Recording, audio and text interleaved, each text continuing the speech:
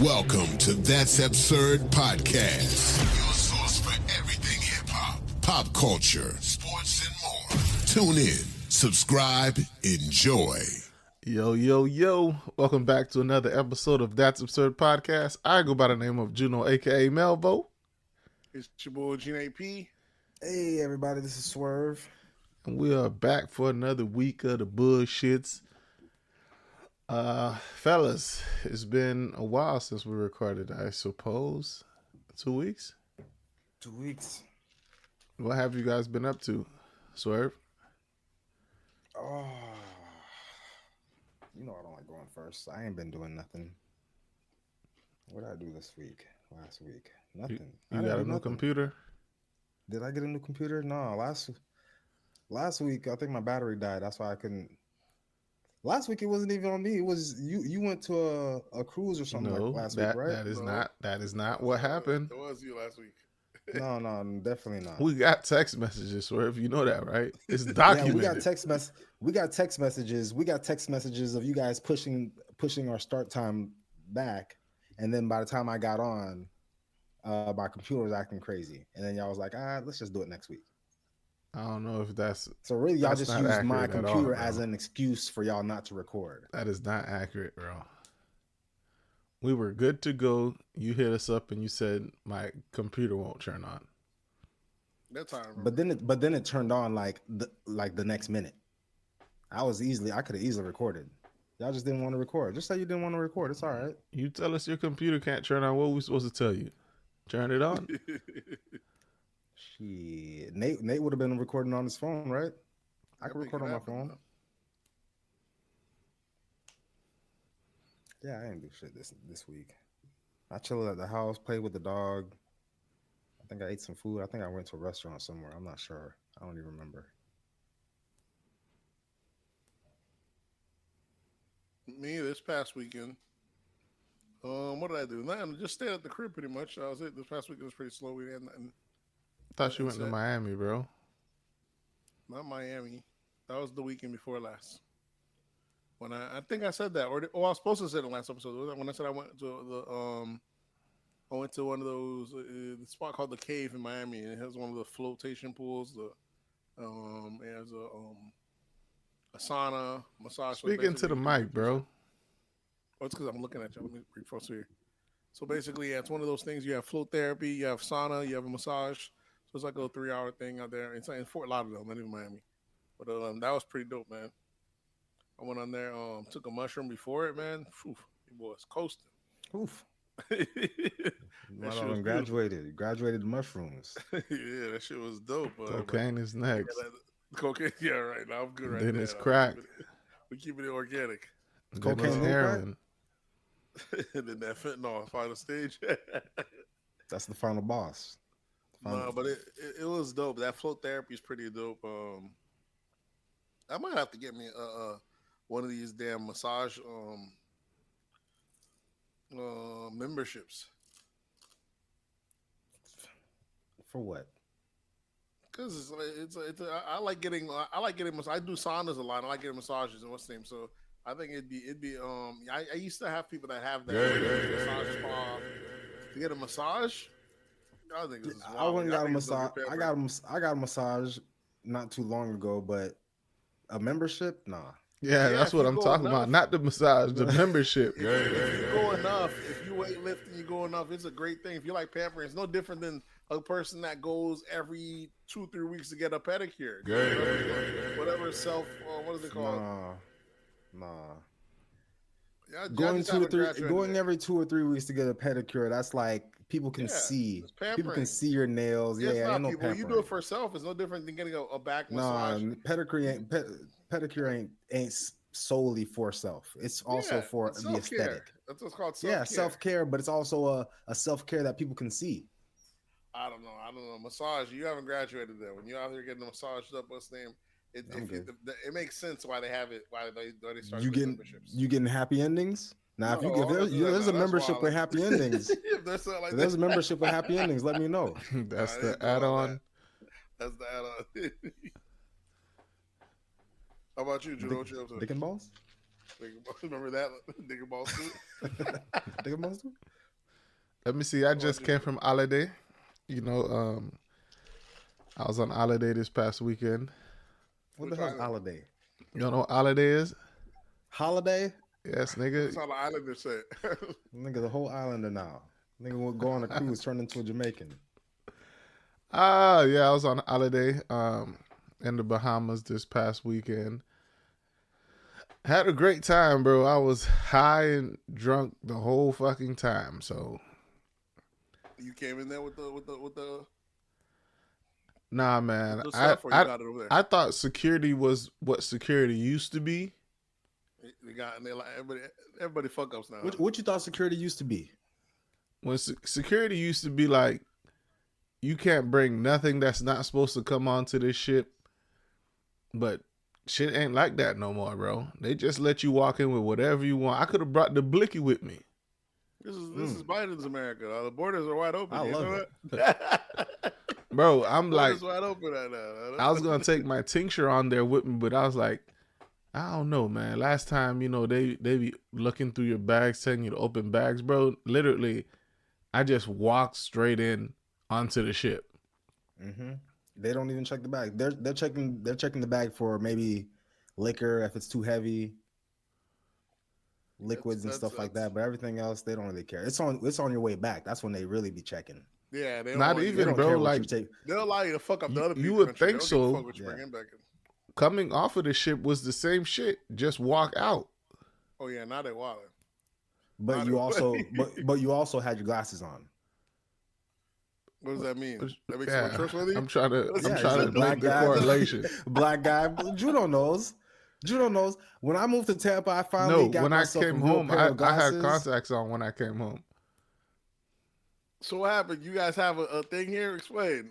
It's definitely a thing. It's a thing. Once you hit like a certain age of as a black man, you put on yourself a real pair of glasses, and life gets so much easier.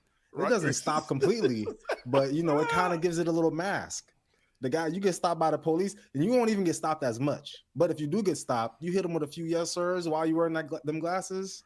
Well, anything you can look people less with glasses alarming. are less threatening. Seem less threatening. You look less threatening. If you guys would do no beard with the little glasses, they definitely then we look like pedophiles. No man, they're gonna say come right in. They're like black men with the as bald as possible. Just how they like them, like how you look. No man, you know I got the beard going. I got the raw beard halfway through. You see that one thing online that making fun of? He had the beard and it was like real faded at the end. No, that shit was see-through all the way around. They're talking about that nigga had a force field. They're all sorts of stuff. That shit was crazy. It's like his beard was. It was thinning. It was just stringy.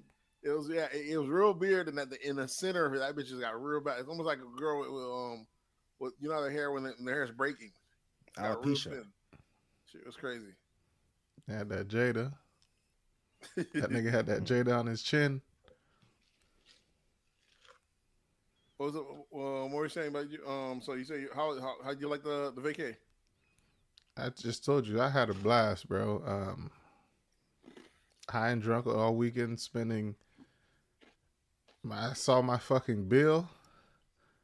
You got the package? You got the drink package? I only did the soda because you know I bring my own liquor, so I did the soda package. But if you bought that life, bro, you just ask them niggas, listen, man, I'm gonna slide you $10, just go get me a drink or go get us a round of drinks, round of shots, and they'll do it, bro. Who's they? The people that work there. So you know how you have to give your card to go get a drink? It's a card. It's not like your debit card. It's a card that. It's the card that's attached to your debit card or your credit card. Yeah. Mm-hmm. Yeah. So I was telling dudes all the whole time, like, hey, we gonna slide you $20. Go get us 10 shots. To like the bartenders or something like that. Yeah, the people that bring you drinks and shit, and they was with it. So that's what we did. What else, bro? I'm going. It was Royal Caribbean, bro. Royal Caribbean is so trash, bro. That's what you was on? Yeah, bro. Don't do Royal Caribbean if you ever going on a Yeah, I cruise. already learned. I've been on there once. Yeah, this was my second one, but only I was kind of forced to go since it was a conference that I was going to, and that's the shit they decided to go with. But Royal Caribbean's not where it's at. Even though I had a great time, because nigga, I'm gonna have a great time no matter where I go. But there's definitely a big difference between Carnival and Royal Caribbean. I don't even think it's not even a size thing with the ships. It's just the people. The atmosphere is more turned up in Carnival. Fucking Royal Caribbean don't even have a welcome party. They don't have a goodbye party. They don't have none of that. Yeah, that's wild. You get on the ship and they tell you to go to your room.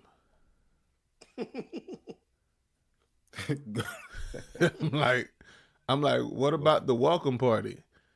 Where the fucking Lido deck at? Ain't no Lido deck. No Lido deck. Ain't no Lido deck, bro.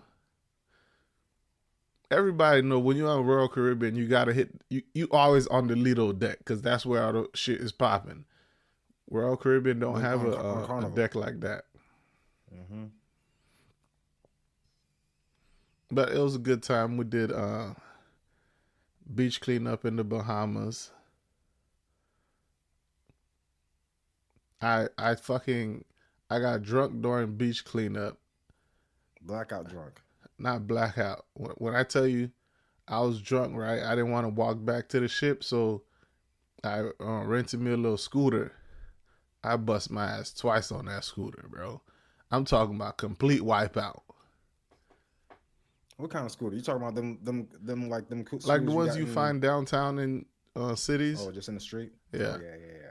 So I bust my ass twice, bro. Complete wipeout, ripped my jeans, all that shit, bro. I was like, what the I'm doing the shit and I'm like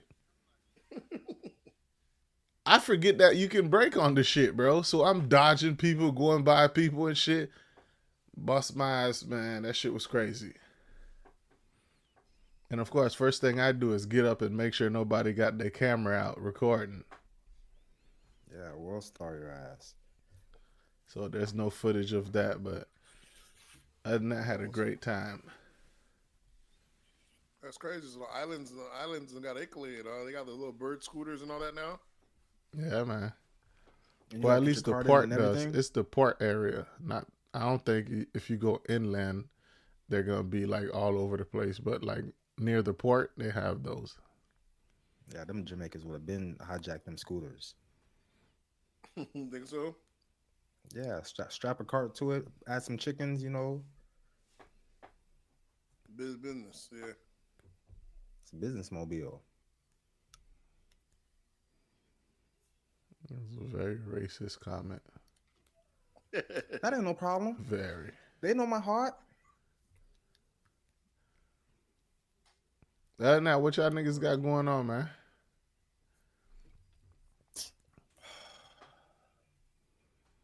I don't know. You know, life be lifing. I listened to the dude. What's the dude? The white dude was talking about last episode. Podcaster, country white dude. Oh, Theo Vaughn. Theo Vaughn, yeah. He had some dude on his podcast who was talking about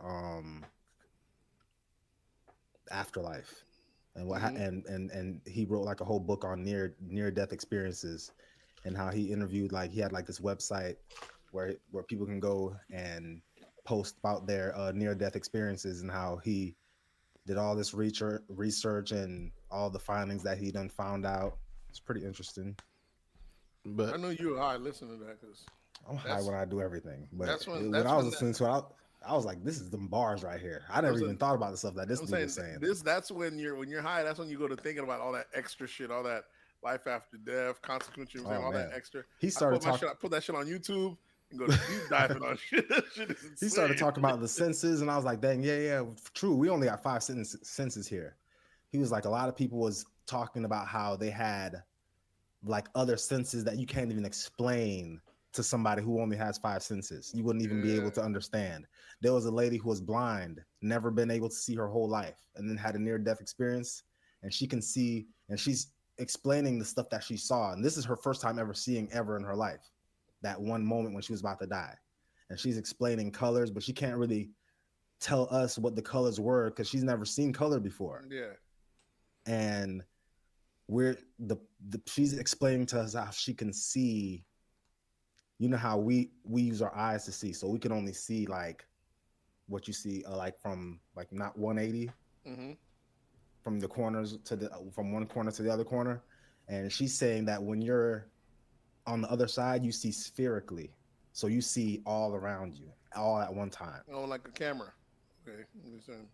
Like a ball, you just sense everything. It's like So it's like a 360 camera. I like the pigeon view. Yeah, exactly. 360 camera. Exactly. You can see. You just know everything that's going on around you, top, bottom. It's just like a feeling, an understanding. So after that near life or near death experience, where she started seeing shit, right? Did she come back and was she blind again? She was blind again. She just gotta live on the edge a little more. But you want to see. Straddle it, right? If you want to see, you gotta straddle. That's crazy. That's crazy. A blind person starting to see when they're about to die, and then they don't die, and you still blind. I'll be pissed off. But then they don't know what they're missing out on because the stuff that they saw is nothing that we would ever see here.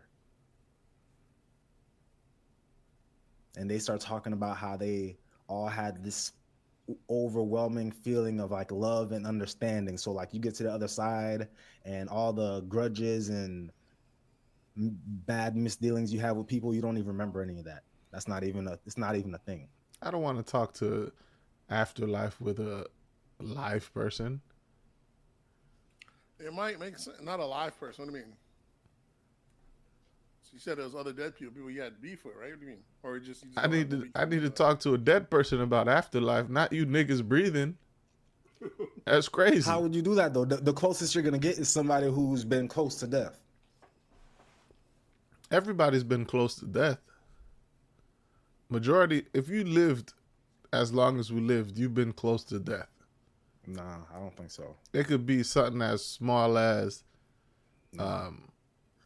a near-death experience is not the same thing as being close to death.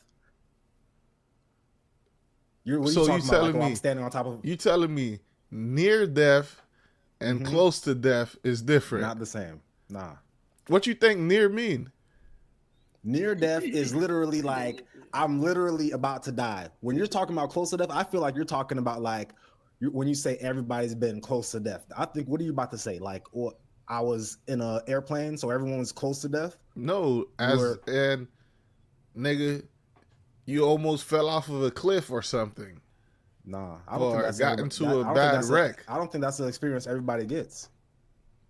Even if it was, that's not a near-death experience. When people say near-death, they mean like you died and came back. Yeah, so close to death, like even closer than what you're thinking about. So close to death that you're actually there. You right on the other line. You see the light and like everything. You flatlined and then they brought you back. Yeah, that's what they usually use when they say near death. So all these people were injured and then came back. They had some type of... Yeah, it's like they died. Like, or was it like bullets flying by your head? Is that near death? No. I don't know if that's near death. Near death, bullet hit you, you flatline. Yeah, that's near death. Shock you back to life. Like you weren't here. We had to keep reviving you, pump your heart, no brain activity. Then you a couple of jolts. Now you back up and came back on. But I guess this dude had a website where people can like put their different experiences and stuff. So it's all different cases. But he said he had thousands of people that talked about their near-death experiences. The thing is, to me, the like I said, when you high, you got to deep dive all those shits. You know what I'm saying? And also, it made me realize like it's usually only people that are either very comfortable, scholars, or people that have gotten. A society has to get in a place where niggas ain't got nothing else to do, so they can actually start researching, deep diving, and stuff like that. You know what I'm saying? When life's too comfortable, you're not looking there. You know what I'm saying? You're not. I mean, when life's too hard, you're not over here trying to explore shit like that. You know what I I mean? guess. Or you could just say when you're white, you have that luxury. It's not only white. It's what do they call it? It's white There's and all wealthy. sorts wealthy, or just in general, as a society gets more stable. That's like nihilism. There's all these different type of things, like people that different type of ways of thinking that they teach in colleges and upper level colleges and shit like that. Like is existence? What's the whole point? Or what's all that bullshit? It's called a philosophy course, bro. Yeah, philosophy. Yeah, I was just gonna think of the right words. Perfect though. But yeah, there's all different type of philosophers and shit like that. Different type of, but usually, like I said, it's usually those people Nate, that you they're went to usually college. You very didn't take not intelligent one people. philosophy class. Not at all. But they're all electives though. That's why, You right? ain't, you That's ain't what make it it is. that far to electives, huh? I Yeah, had we didn't get that. electives, We but didn't get that far. I had electives. No, We got, nigga, electives come we a got little sports later. 1, sports 2, them electives. I did do sports 1, sports 2. Speaking Yeah, I of know. shit like that, because I I know, got I that was there with GPA you. popping like that. Nigga, we had that racquetball in the back, Yeah. and you on the That's how tennis, you- the handball, That's how you all that. straddle. You take our class, but those classes are elective classes. That's why people that are like academias or academics, they're kind of they're doing shit that you can't really make a living off of. You know what I'm saying? But they just keep going to school. They're like professional students. They want to be an expert in a certain thing, and you know what I'm saying. And Nate, one would consider you a professional student. You've been to like 6 schools after high but school. that's different though. That's just being an entrepreneur, trying different stuff. A professional student is someone that's just learning to keep learning and keep learning for the sake of learning. They're, you know what I'm saying, it's almost like they also can make like their own course because they'll become an expert in the area no one else has in, and before long, you know what I'm saying, just like Egyptology, a whole thing on just one country, one part of the world, Egypt. You know what I'm saying? Why is there no version of America like that? You know what I'm saying, but shit like that. But either way, scholars will get so deep dives in, they become an expert. Then you got all the people that follow them, but shit like that. But I forgot why I lost my train of thought of that one. But either way, yeah, like I was saying, I watched a show that spit something just like that recently. That had something very similar like that. What did I just watch recently? True Detective season 1. Oh, season 1. Yeah, I'm like Season 1 was 3. like one of the best ones. That's with Yeah. McConaughey. Yeah, fucking phenomenal actor. Yeah, that was the bro. best one. Yeah, but remember that one? There was a lot of that. How he was saying when you die, you just go. It felt like warmth. And you just like fell back into. He said a lot of that. A lot of the season was about death and do you believe in it? So I was like, that's just crazy. And it's crazy how all these people are all saying the same things. Mm-hmm. Well, like I was saying, I feel the human brain is like a computer, anyways. So for whatever reason, I don't know if when we die, does the data just Turns it delete, on, or does it turn it on, or is it just like have the same? It's crazy because there's all sorts of shit that don't happen. People get hit by electricity and speak a whole different language sometimes. You'll get into an accident, and then so how is that? That means we have pre-programming in there that we just don't have access to. You know what I'm saying? yeah. I don't know So if it's think of that. pre-programming or if How the it's fuck in would you- if it's in your brain subconsciously. But and that's what I mean. You Yeah, that's just how we don't know how to pre-program. reach it. That's what Yeah, I mean. you It's don't know already how to there. reach The it. coding's It's already not there. that We it's just don't have- already there. You have to pick it up from somewhere. How did they pick it up? I don't know if bro? it's something I'm that you talking have to about- pick That's up. I like- think it's already. I think it's. I That's don't what think I'm like saying. when you. The lady, I don't the think lady, when let's you. say it's like an American lady. She never went to Japan or something like that. She got hit by a car, and when she went back up, she was She's speaking proficient Japanese. in Japanese. So that's what I'm saying. Shit like that. So What I'm shit- saying is that they heard it and subconsciously is stored in your brain, but you don't know how to tap into it. Maybe. Like it's like Maybe. saying you get hit by a car and you suddenly are able to tap into all the Spanish that you've heard and you're fluent. yeah, in but it. you're saying if you heard it, Yeah. correct. What they're I'm talking saying about- is that they're there's saying no there's hearing. there's no It's, hearing it. we all the information. There's all no the way knowledge there that is lady- to know. Never heard Japanese. We can't Let say me that tell there's you no what way. what But they're any- saying. They're and saying even that if- all the information there is to know, we already all have it. See, And, that- we're all, yeah, that's- and when you get to the other side, it's more like a connect. We all get connected, and any type of information there is to have, we can all sense it. We can all feel it. And that's another at thing one time. philosophers believe in. They say it's frequencies. We all have it's almost like we have like a wireless Ethernet, not all of us. So certain shit can make you tap into it, which is I don't know. I'm telling you, this should be tricky right here. Don't think science ain't Wire- end all be wireless- all. You can't. You Wireless Ethernet is crazy. I'm not. My bad. You know what I'm saying. The You whole don't think a point tech of guy had a camera Ethernet like that, is right? for it to be wired. Yeah, you're right. I mean, It's wireless network. Yeah, Wi-Fi. Like we have Wi-Fi, but But in general, there's some shit that, like they said, science still can't even explain about human shit like that. That's fucking dope. Where from that point, there was one, like you said, that the one when the lady spoke a different language. There's always there's a couple fucking crazy shit though. Like 5 senses it seems kind of crazy that we only have 5 senses. Well, But it's because in this physical world we only need 5 senses. We only need to touch, smell, see. Or you got to think when you get to another world where it's not physical, how many other senses that we're going to be are going to be unlocked when we get there. I'm trying to think of a sense. Like, do you think exist. Understanding could be a sense? A what? Understanding, could that be a sense? Just imagine if you didn't have your body. Could that be a sense? Understanding. Like I'm like we're just souls floating around, and I understand everything you understand. I know everything you know. Communication could be a sense. What's that? Communication in itself could be a sense. Yeah, that could be a sense. Like you saying the Japanese lady knowing Japanese without knowing Japanese. I'm gonna call Cap. Oh, this shit's fucking happening. You go. This shit I know for sure. You got to get on some shrooms first before you get to this level. That should be crazy. Like all sorts of shit happen. There's people that died and talk about they were here before, or they remember their past life. Yeah, you never heard people use the term old soul. Yeah, they be little kids talking about old shit that make no sense, that they weren't even alive for. Like you see, like little kids. Like I got a little one of my nieces. I swear this lady's like she's been here before. The way she stands, like a grandma. The way she stands, the way she looks at people. I'm like, this girl's been here before.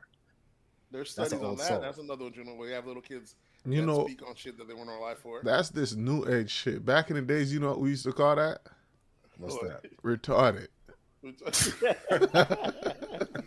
sound like an old person. All right, y'all niggas, enough of the bullshit. Let's jump into these absurdities. Y'all niggas on some shroom shit, and I ain't high. Yeah, that's the problem. All right, what are we on? Let's get in these absurdities. What do you want to start with? Question of the week? Swerve, looks like you put questions of the week. We haven't had questions of the week, so I like this double question of the week shit. What's happening? I had a question of the week, but then I seen one of our followers, Bert. Listener and follower. We got listeners that don't follow, and we got followers that don't listen. My guy's a follower and a listener. My nigga, Bert. All right, so he wrote, remember you spoke on this lady, leads me to the question of the day. Oh, he was talking about the brick lady. Okay. So there was a post about the brick lady, and he said, remember you spoke on this lady, leads me to the question of the day. Have any of y'all ever been finessed out of money? As in from a woman or in general? I feel like everybody's been finessed. If you've been with a woman, you've been finessed out of money by a woman. Yeah, that's the answer, right? Yeah, go with it. That's the whole premise of being a woman. If you ain't finessing somebody out of money, then you ain't doing it right. And now, what we talking about? Money? We talking about money? Or we talking about $40? $40, yeah. $40 is that a finesse? That's what I'm saying. If somebody hit you up on cash, if somebody hit you up talking about she need $40 for a phone bill, it ain't going down. It depends. So somebody you know, but you ain't talked to in like 3-4 years in person. It ain't going down. I don't know if that's a finesse though. It's only $40. See, that's how you get finessed. Because it's so small. Because the number she used, she just got you right there, right? So now say she does that to 5 people. That's 10 people, 20 people. I guess. I mean, it's gonna have to be the $40. You can't just hit them up. Hey, I need $500. They got a person for that too, though. Yeah. I'm trying to think. You a $40 nigga, she gonna come up to you and ask you $40. Yeah, fine. You a $500 nigga, she's gonna ask you, hey, let me get that $500.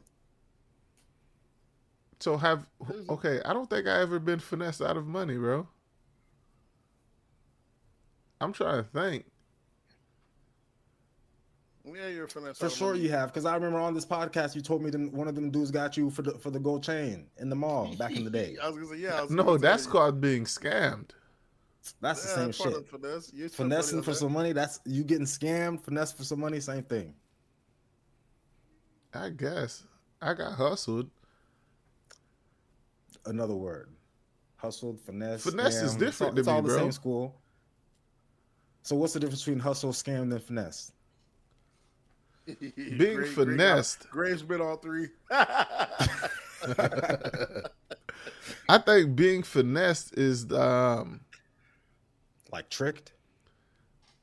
tricked into thinking you're gonna get something and you get nothing. Okay. You know what I mean? Mm-hmm. Versus me Slick being talk. hustled, I got something. It's just not what I wanted, Yeah. and I paid that. So that's a scam. But finesse, I believe. What's the actual diff? Is finesse a word? But A real it is word? but Finesse? I like the way you explained it though. It does make sense. Finesse is not a real word. How we use it though.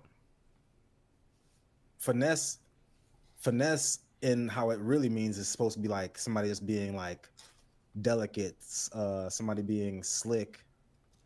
To me, it's the same way. They got to slick. You know what I'm saying? It's getting away with ease. So like very Yeah. subtle, like you pull the wool over your eyes. Yeah, I don't think I ever been finessed out of money, or if it was, if I did get finessed, it wasn't a significant amount of money. Yeah, I done took so many losses that especially when it's a small loss, I just be niggas, like, you you've got been it. finessed crazy. Which finesses you know about? Nigga, you paid for abortion. That never happened. You see, that's finessed. When you pay for something and you get nothing. What did I think I was gonna get out of it? You thought you was gonna get a dead baby. It wasn't even my baby in the first place. He paid for a hit. He paid for a hit. I paid for a hit that didn't even happen, huh? He paid for a hit.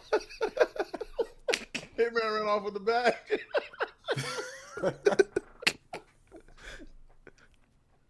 Oh shit.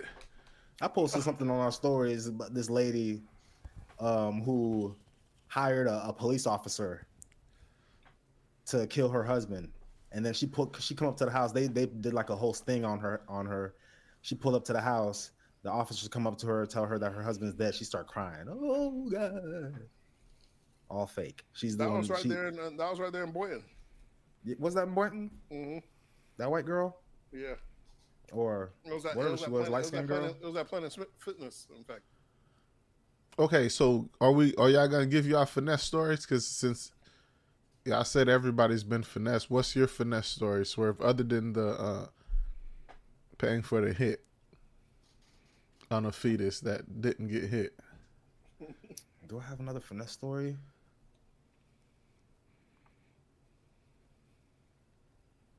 I mean, I told you I did get one. I did get one of those chains from the mall back in the day, but you know, I rocked the chain for a little bit.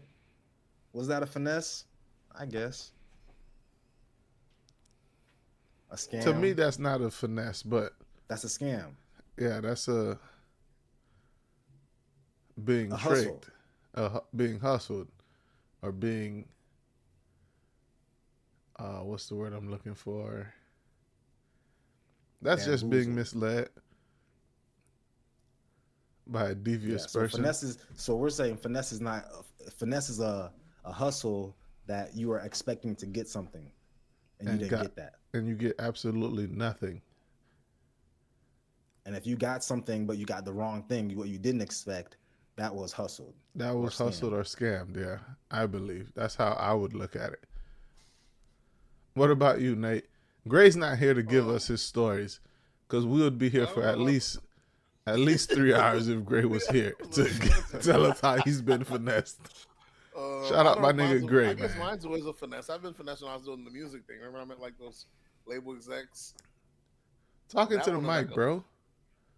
When I was doing music back in the days, you know, the music game is rife with finessing and thievery, and fuck shit. So Nate finessed me, bro. This is lies. These are lies. Nate finessed me. He got me to sign a contract. He said we was gonna be superstars. He got me to put a tattoo on my arm. He ain't even get the tattoo. These are lies. He got me the wooden chain. I remember meeting the guy setting everything up for us to go to the record label and everything else. You know, there's a whole rigmarole these motherfuckers do, but the original guy was supposed to do it. But when I was supposed to fly out the day before, he ended up saying his mom passed. The secretary hit us up. You know, we sent him our condolences. He never sent a ticket.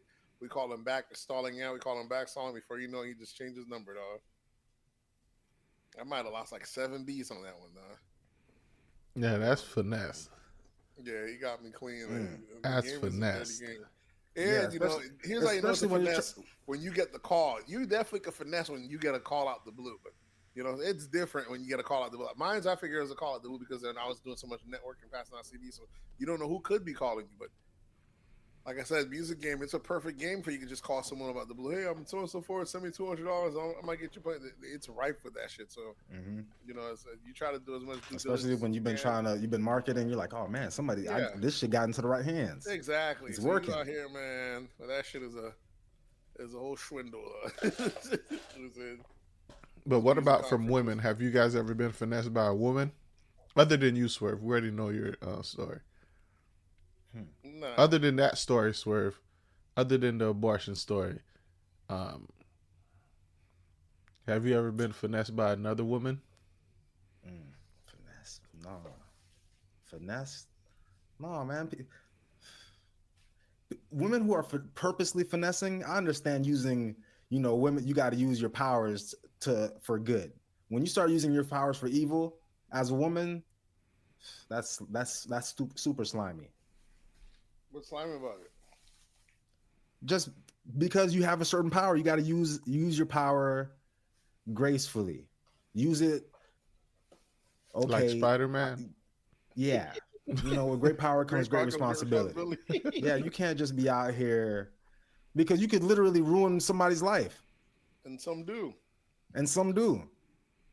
But most of them have the power to anybody, to a lot of guys. You find the right guy, that's how guys turn into simps. Because they find the right vagina. Then all women have the power, but some just don't know their power. They gotta know that vagina.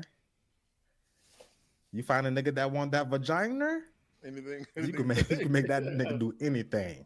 Anything. Classic. How do we get on that anyways? It's a question of the week, nigga. Where you been at? I just lost my train of thought. We're going to deep dive in. Damn, we still on question of the week. Jesus. This nigga must be high, Swerve. No, man. We're deep diving in the conversation. All right, let me ask y'all the next question real quick. I seen a post of Lil Wayne. I guess Lil Wayne was at a basketball game with one of his sons, or his son and maybe one of his friends or something. And Queen Latifah walks up on him, and Wayne introduces his sons to Queen Latifah. Queen Latifah standing up, and the two boys are sitting down, and they shake her hand, but they didn't stand up. And I guess social media kind of got pissed off about it, and they're debating whether or not kids should have stood up to show respect. Y'all think that's something that needs to be done? They today? Definitely should have if they known better. But you know, they've been around celebrities their whole life. So, and their dad's do you think they need to stand up because she's a celebrity, or because she's a woman, or what's the reasoning? I mean, what are they showing respect for? Because she's a woman? You're greeting someone. You're walking up and greeting someone. You know what I'm saying? And if the person's walking up to you and you're seated as a child, I don't think you have to get up. Most of the times, people just gonna give you a dap while you're sitting down and let you continue to do what you do as a kid. Little kids, bro. We talking about like how old? They're like 16 maybe years like old. Maybe let's say they're like 14, 15. Yeah, these aren't babies, bro. This is common. No, they don't need to stand up. Who the fuck is Queen Latifah to them, bro? Like, she didn't do shit for them. They probably don't even know who the fuck she is. That's the only reason I'm saying it's maybe out of ignorance. But let's not like Queen Latifah is a legit one of the biggest. You know what I'm saying, the biggest female artists to you. Correct, but to you and your generation. But this new generation don't give a fuck about no Queen Latifah. Yeah. Okay. Now you guys are talking about generations and and Queen Latifah, I'm thinking they need to stand up on the strength of Exactly. that this is a woman, and my dad's standing up to greet this woman. Exactly. Just out of respect. And we're all Haitians. We come from old school where we used to have to kiss every woman in the room before we even moved classic. on. Nah, my mom. That just recently stopped being a thing. My mom didn't make us do that shit. See, you was a new Haitian. Just recently, just now, the kids in my family don't have to do that to everybody. Like they definitely have to do it to like their grandma, their aunties and stuff, but not to like when we was young, we had to do it to every person, every woman, man in the room. We had to walk around, kiss, shake hands, even strangers you didn't even know. All right, so people need to really stop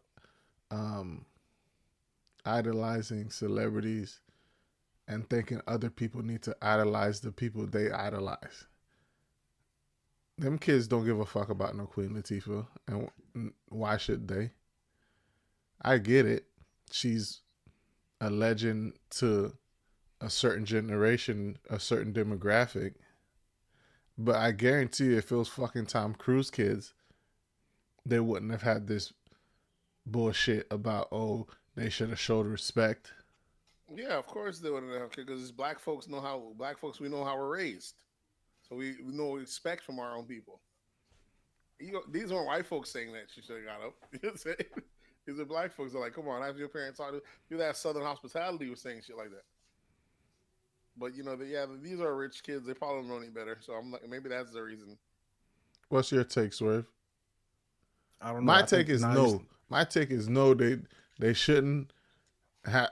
They shouldn't have, not that they shouldn't have, but if they didn't, that's fine. I think it depends on the parent. If the parent, like if Wayne had a problem with you sitting down, then you probably would have known this before, not just at this moment. You probably would have already known. Anytime somebody comes, hey, you stand up, greet them.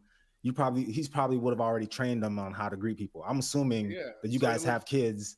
So, and your kids go to family functions, Thanksgiving, Christmas. How do you tell your kids to greet their grandparents or their aunties or uncles? Yeah, that's different. That's family. Queen Latifah ain't they family. They never met this chick. She's walking up like everybody else that's walking up to their dad. So it's different for them because everybody walks up to Lil Wayne. So what if Kai turns 10 years old and he's meeting an uncle or auntie for the first time? It's family. That's different. That's what I'm saying. This is not Lil Wayne's family. To Kai, this is still some lady he's never met before or some guy he's never met before. So why should he have to stand up and shake this person's hand when he walks into the room? Because it's family. Why can't he just sit down where he's already at? I'm not gonna be like this is Jessica. You're gonna say this is your auntie Jessica. This is your auntie, or this is your uncle. So Wayne told these boys this is a damn queen, and they didn't find it necessary to stand up for a queen. One of the pavers of female hip hop out here. Queen Latifah. It's in it's in her name. Queen Latifah. Yeah, but we only recognize the queens. Just because you put queen in your name don't make you a queen. There's a lot of bitches walking around calling themselves queen. You think I'm supposed to stand up? If Queen Latifah came and somebody introduced you to Queen Latifah, you're sitting down in your seat, front row. You got plenty of space to stand up. She's standing up. If I'm probably 14, 15, I don't know who she is, I'm probably giving her that pound while I'm still sitting and continue to. Where was this at? This was at a game. I'm probably giving her a pound, what's popping, and continue to watch my game.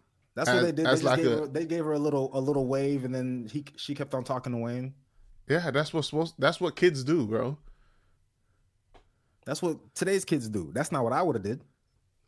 I could understand what you're saying, how that's what kids do. No, you've been somewhere where your parents were talking to somebody and you were there and you wasn't getting up and shaking their hand. You was hitting them with a wave, bro.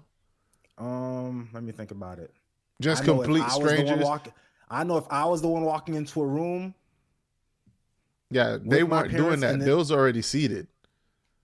You're coming they to me. were- It's like the same thing. Like if I'm in a room and you walk in after me, I'm not gonna initiate what's up to you. I expect you to do that. To greet the people that you're coming into the room to. You know what I mean? yeah. So But if I'm coming into a room that you're in, I'm coming to greet you. You're sitting down. You don't find it necessary to stand up to greet me yeah, that's different though. because we know each other. It's like But if it's strangers, then so even then, if it's one of your friends, right, that walks into the Mhm. room and he's talking to you, I'm not gonna stand up and shake the nigga hand for what? I'm gonna tell the nigga what up, just like he would tell me what up. Ain't no get up, shake somebody hand, cause that shit is weird. you Bro. could at least give him a fake, the fake half stand up. So you come into my house, I'm sitting down. You come into my house with one of your homeboys. He comes, I'm sitting down. I could give him a half stand up, give him a little shake and then sit back down. That's what the fake half stand up is for. Just to show like, hey, I know I'm supposed to be standing up to be respectful, but I don't feel like standing up right now. So I'm gonna show So you if you a little bit of respect. see how you move in the goalpost? How am I moving the goalpost? You just said if you're at home and I bring someone to your house. There's a difference between me seeing a nigga at a basketball game and then me bringing a nigga to or someone to your house where this is your domain. They better greet you as the homeowner. It might be the same thing at a basketball game. Nah. It might be the same thing. Just respect. This guy, I this look is at somebody that my dad knows. My dad paid for these tickets, introducing me to this lady. You gotta- Hey, how you doing? Can I? They could have got their butts off the seat, gave her a little handshake. Nobody would have had no issue. Nah, y'all niggas wildin'. It's Damn near 60% of the fucking game people at the game know they dad. Especially that's the reason in the front row. exactly. And Everybody in that my front row knows that Mhm. nigga dad. Mm-hmm. I'm supposed to stand up 60 times during the game because my dad And the is saying fact what's that up to everybody people. knows my dad's not introducing me to random people. He's only introducing me to people who are worth my time. No, Important people. That nigga's introducing them kids to everybody. No, At least saying that this is such and such. This is such to and all such. the this is celebrities, such all and the such. important people. Fuck Not no that shit. names. He ain't walking up to me and you saying, "Hey, yo, this is my son." Randoms. Randoms is not walking up to him though. Exactly, and they know randoms is not walking up to them, so they know Queen Latifah is not a random. To them, she's a random, bro. They're just disrespectful kids. That's all. It's that, but I could chalk it up to Wayne being so big that everyone's beneath him to them. Nah, you can't let your kids be like that. Yeah, you No can. matter how much money you got. That's I think what 21 happens. Savage. But that's what 21 happens Savage to wealthy was people's kids. That's what happens. 21 Savage was just on Club Shay Shay saying that poor parents are the best parents. Yeah, What you feel about that? Yeah, they teach you manners and shit and all that. exactly. Wealthy people's kids don't have to worry about that shit. Yeah, nobody standing up to shake Queen Latifah's hand, bro. Them kids don't know her, bro. I bet if it was one of these younger chicks that probably had some type of impact in their life when it comes to either music or some bullshit, they would have stood up. They don't know Queen Latifah. Queen Latifah is not. You think they would have stood up for Lori Harvey? Probably. They don't know no Queen Latifah. When's the last time you heard of anything Queen Latifah, bro? So that's how respect works. You have to know somebody to give them For respect? celebrities, yes. Nah, see, I don't even look at it that. I'm looking at this is a grown 50 in her 50s, 60-year-old woman. She's damn near a senior citizen. She's still popping out here. You know that, right? She's The Equalizer. the Equalizer. I know. Ever watched The Equalizer? I never seen it. What I My look like my wife I'm had not me gonna watch that. 3 seasons of that shit. Yo, wow. 3 Straight- seasons you watched? straight Jesus trash. Christ, Yeah. you got finessed. You definitely, you got finessed. Yeah, because I got literally nothing out of it.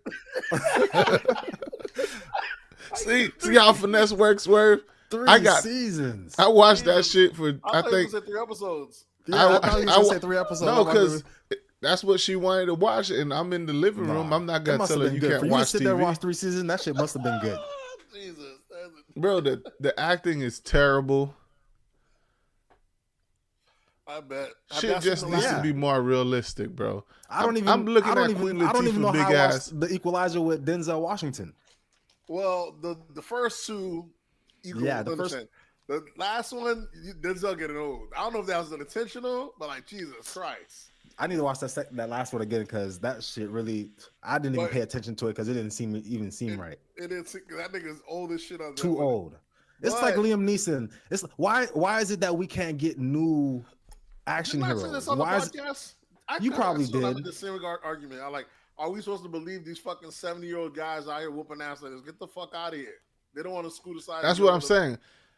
Am I supposed to believe Queen Latifah is chasing down 16-year-olds and catching them? Come on, bro. Come on, bro. But that's what happens in the show, though, right? That's what happens in the show. They got this skinny little Asian lady whooping grown man ass. I'm like, come on, bro. Yeah. When I see these cops movies with these, I'm about to go misogynistic. When I see these cop movies with these ladies fighting the mafia and shit like that, flopping the cartel and shit like that, and they whooping them niggas ass, I'm like, come on, bro. Come on. Make this shit realistic, bro. That's why I tell my wife all the time. Just have her shoot the people. Just have her shoot. Best shows. I like doing when they make the lady that cutthroat. They didn't shoot. I like that's more believable. Yeah, you got to kill somebody. Because I know in real life ain't no hand-to-hand combat with you. You got to put niggas in headlocks. I'm like, come on, bro. None of that. Yeah, as soon as he tried to hit her, pow. Like, damn, she don't fuck around. That's how it's got to be. Because that's how it would be in real life. Hell good. You got all these 155 pound white officer taking on a 250 pound. You pushing it. What, 155? Yeah, you pushing it. Was she 125? These chicks be $120 at max. Yeah. You right. Yeah. Don't be that big. Yeah. 155, I guess. You know, the numbers that we call slim women, the number changes all the time. No, it don't. It does. The women just be getting bigger. But we're not noticing it. Well, you already know 150, 160. Because we're looking back. I'm seeing posts of like, no, go ahead. 150 would be on the thick territory, and as you go from there, you start escalating from that point on. Okay, so 150. It depends on what do you think height. Somebody remember the height goes into it. What do you think Superbad was back in the day? That's changed. Yeah, the women that we called thick back in the day, Buffy the Body. How much do you think she weighed? She was not as big. Yeah, she probably was like on like 130, 120. Exactly. That's crazy. Back then, yeah. In my mind, she was like 210, 220. Yeah, they don't have that. Yeah, that shit is crazy now. You already know the dynamics are completely insane. It's supposed to revert back though, apparently. Like it's supposed to come back like baggy jeans. Yeah, if you guys didn't know that, that beauty standards are just like fashion. Kim K's been controlling it for the last 20 years. So whatever she goes to, that's what it's gonna flip over. That's to. What she already did. She already started taking out stuff. What's the name? They said the fit look is what's coming back around. So you're gonna start seeing people who get lipo, get skinny, this, that, and third. They're gonna transition. Kim K, Black China. Mm-hmm. They always trying to take out the fillers. You're gonna see J-Lo start either slim down. All of them. They're gonna always do something to stay with the aesthetic of what's popping. Because remember when J-Lo was considered the ass, you were like, oh, J-Lo's got a fat ass. In the hood, that never seemed big to us, but the media made it seem like that was the biggest ass in the world. Yeah, and you look back at it now, you're like, what is this? Even back then, it was nothing. To yeah, us. Back then, I never understood why they kept saying J-Lo has the fattest ass in the world. Mm-hmm. I'm like, but no, she doesn't. That was just by white folks' standards. But they kind of set the beauty standards in America. So I just start switching back around now. Yeah, to a white girl, that would J-Lo's ass would be a fat ass. Mm-hmm. Well, it used to be. Now that they know the Kim K's and all, now that they actually know Ash, it's different. All right, let's jump into these absurdities, niggas. Shout out Bert for the question of the week.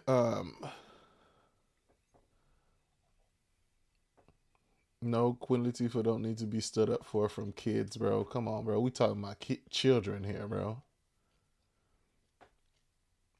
What we got in politics? What is this? Vice President Kamala Harris confident going against Trump in presidential election. She says, "We beat him once, we will beat him again."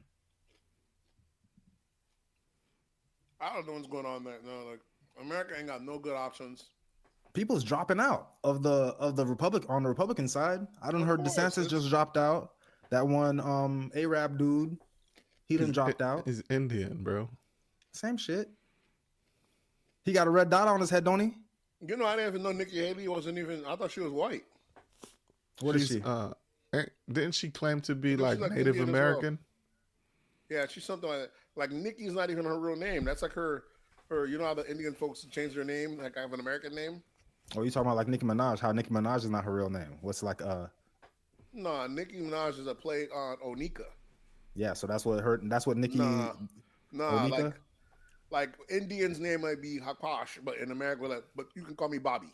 They usually adopt an That's American how name. the Vietnamese do it too, and Yeah, that's how a lot of Asians do it. Like that's a funny story. Funny story, right?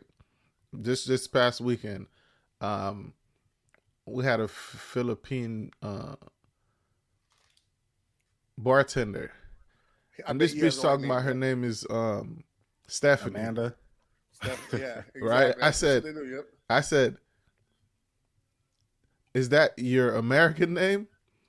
Everybody looking at me like I'm bugging. I'm like, nigga, y'all know they change their names when they come to America. This is non-Americans who was acting crazy, right? Yeah, because they just don't know. But I'm like, yeah, nigga, her name might be Kwanishi or some bullshit like that. But she was like, yeah, that's my real name. I'm like, nah, you can lie to these niggas if you want. Yeah, you got it. Yeah, it's like call centers. So yeah, Nikki Haley's not even white, but she over here lying, talking about America ain't got no racism, all that other shit, you know. But you know, everyone else done dropped out. It's it's sad to see my boy DeSantis had to step down, but you can come back to Florida and keep running things smooth over here. A lot of people were happy that he dropped out, but I call cap on Kamala talking that nonsense, talking about they beat him once, they could beat him again, or we can beat him again. Come on, bro. Yeah. I don't know if I can beat him again. We just saw It was a perfect storm last time. That's why y'all beat him, because we watching the bullshit y'all doing now. Yeah, they see after what's the going bullshit on now. I don't know. It's not. After the bullshit y'all done pull, you think you could win again? They really think Americans are stupid. What's gonna be crazy is if they win again. He could. I mean, he came through on the student loans.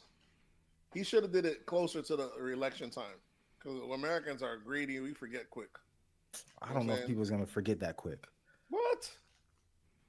The only thing people remember is those COVID checks. It was a different time.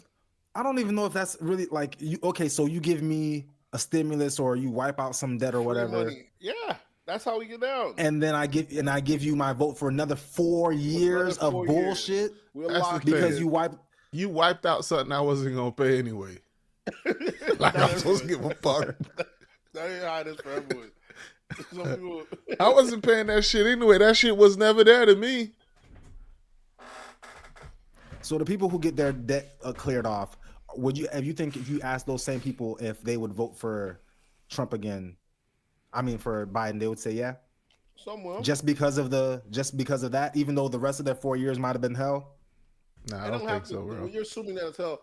Not everything these politicians do affect us. Only they might affect us in maybe 2-3 ways in our lives, but not everyone's connected on all of them. I'm saying no one. I think just the economy alone affects us, and whoever's in charge, just like they say Biden's economy, right? Whoever's in charge of the economy while it's suffering it's his fault. Yeah, that's how you look at it. But people don't vote. People are usually one issue voters. So economy might be big to you, but if you got it good and you're making money, the economy don't really bother me nothing to you. But women's rights might be a big issue to women. So they're gonna be like, nah, I ain't fucking with Trump because they're Republicans did kind of go haywire. They actually try to go after abortion. Like, I don't know how the fuck would you do that, but. And Nikki was a woman, but she's a system player. She's not gonna ruffle no feathers on that side.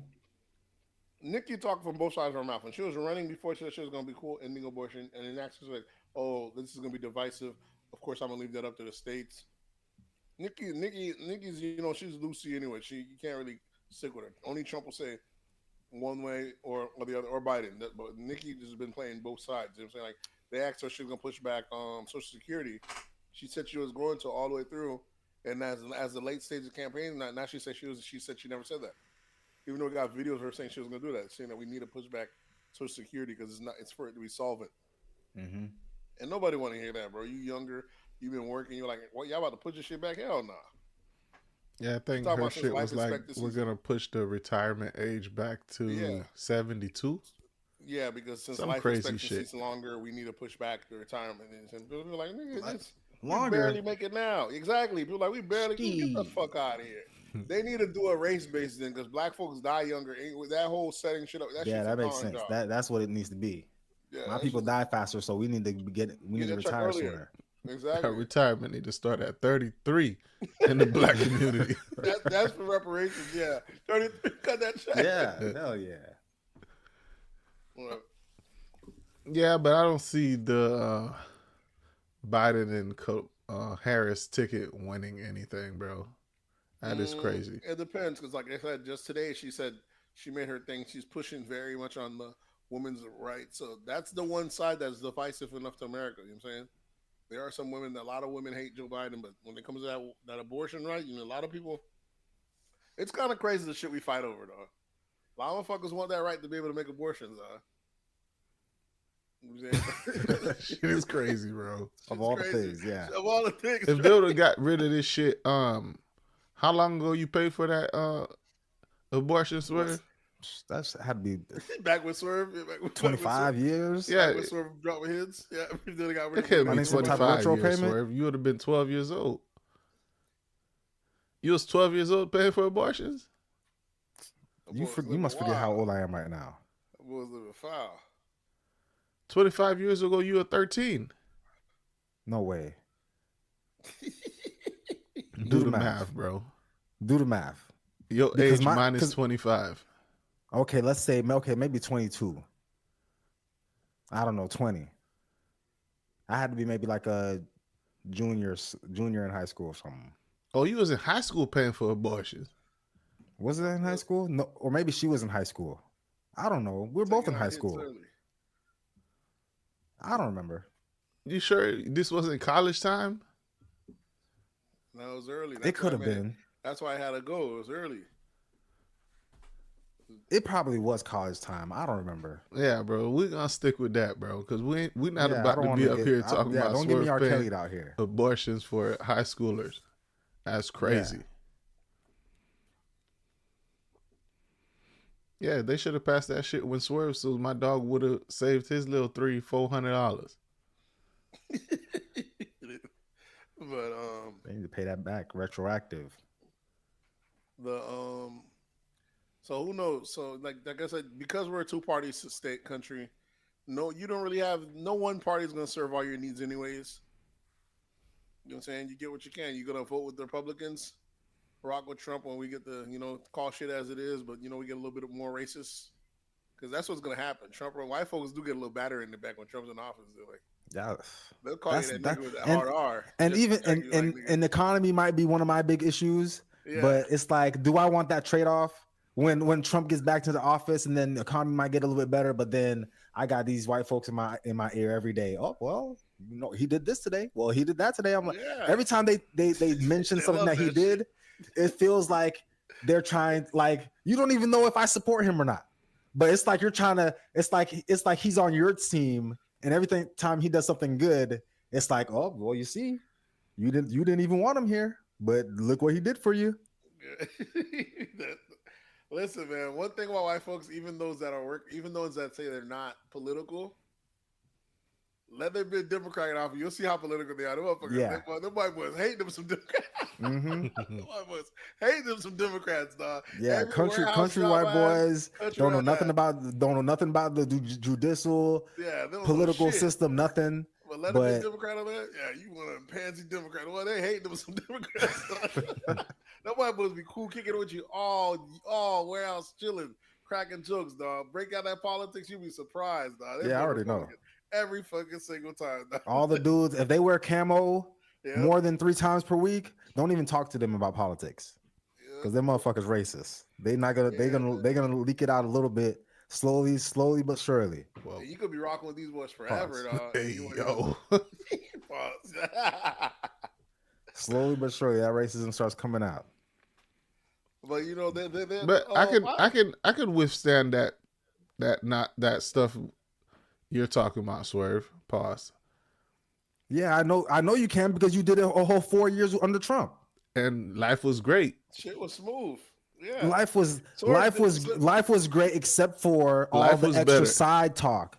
Like when somebody gets killed on national TV with a knee on their neck and people's talking about something, oh, but he was a bad person. Look at all that's just crazy to me. Why are we even talking about this? It depends on where you work at. So you work at a warehouse, so you're gonna be around the rednecks. So you got to take that. You got to. But even the ones inside, because I got people outside, I got people inside. Even people in the inside with their penny loafers on, they still feel the same way as the dudes with the camo on the outside.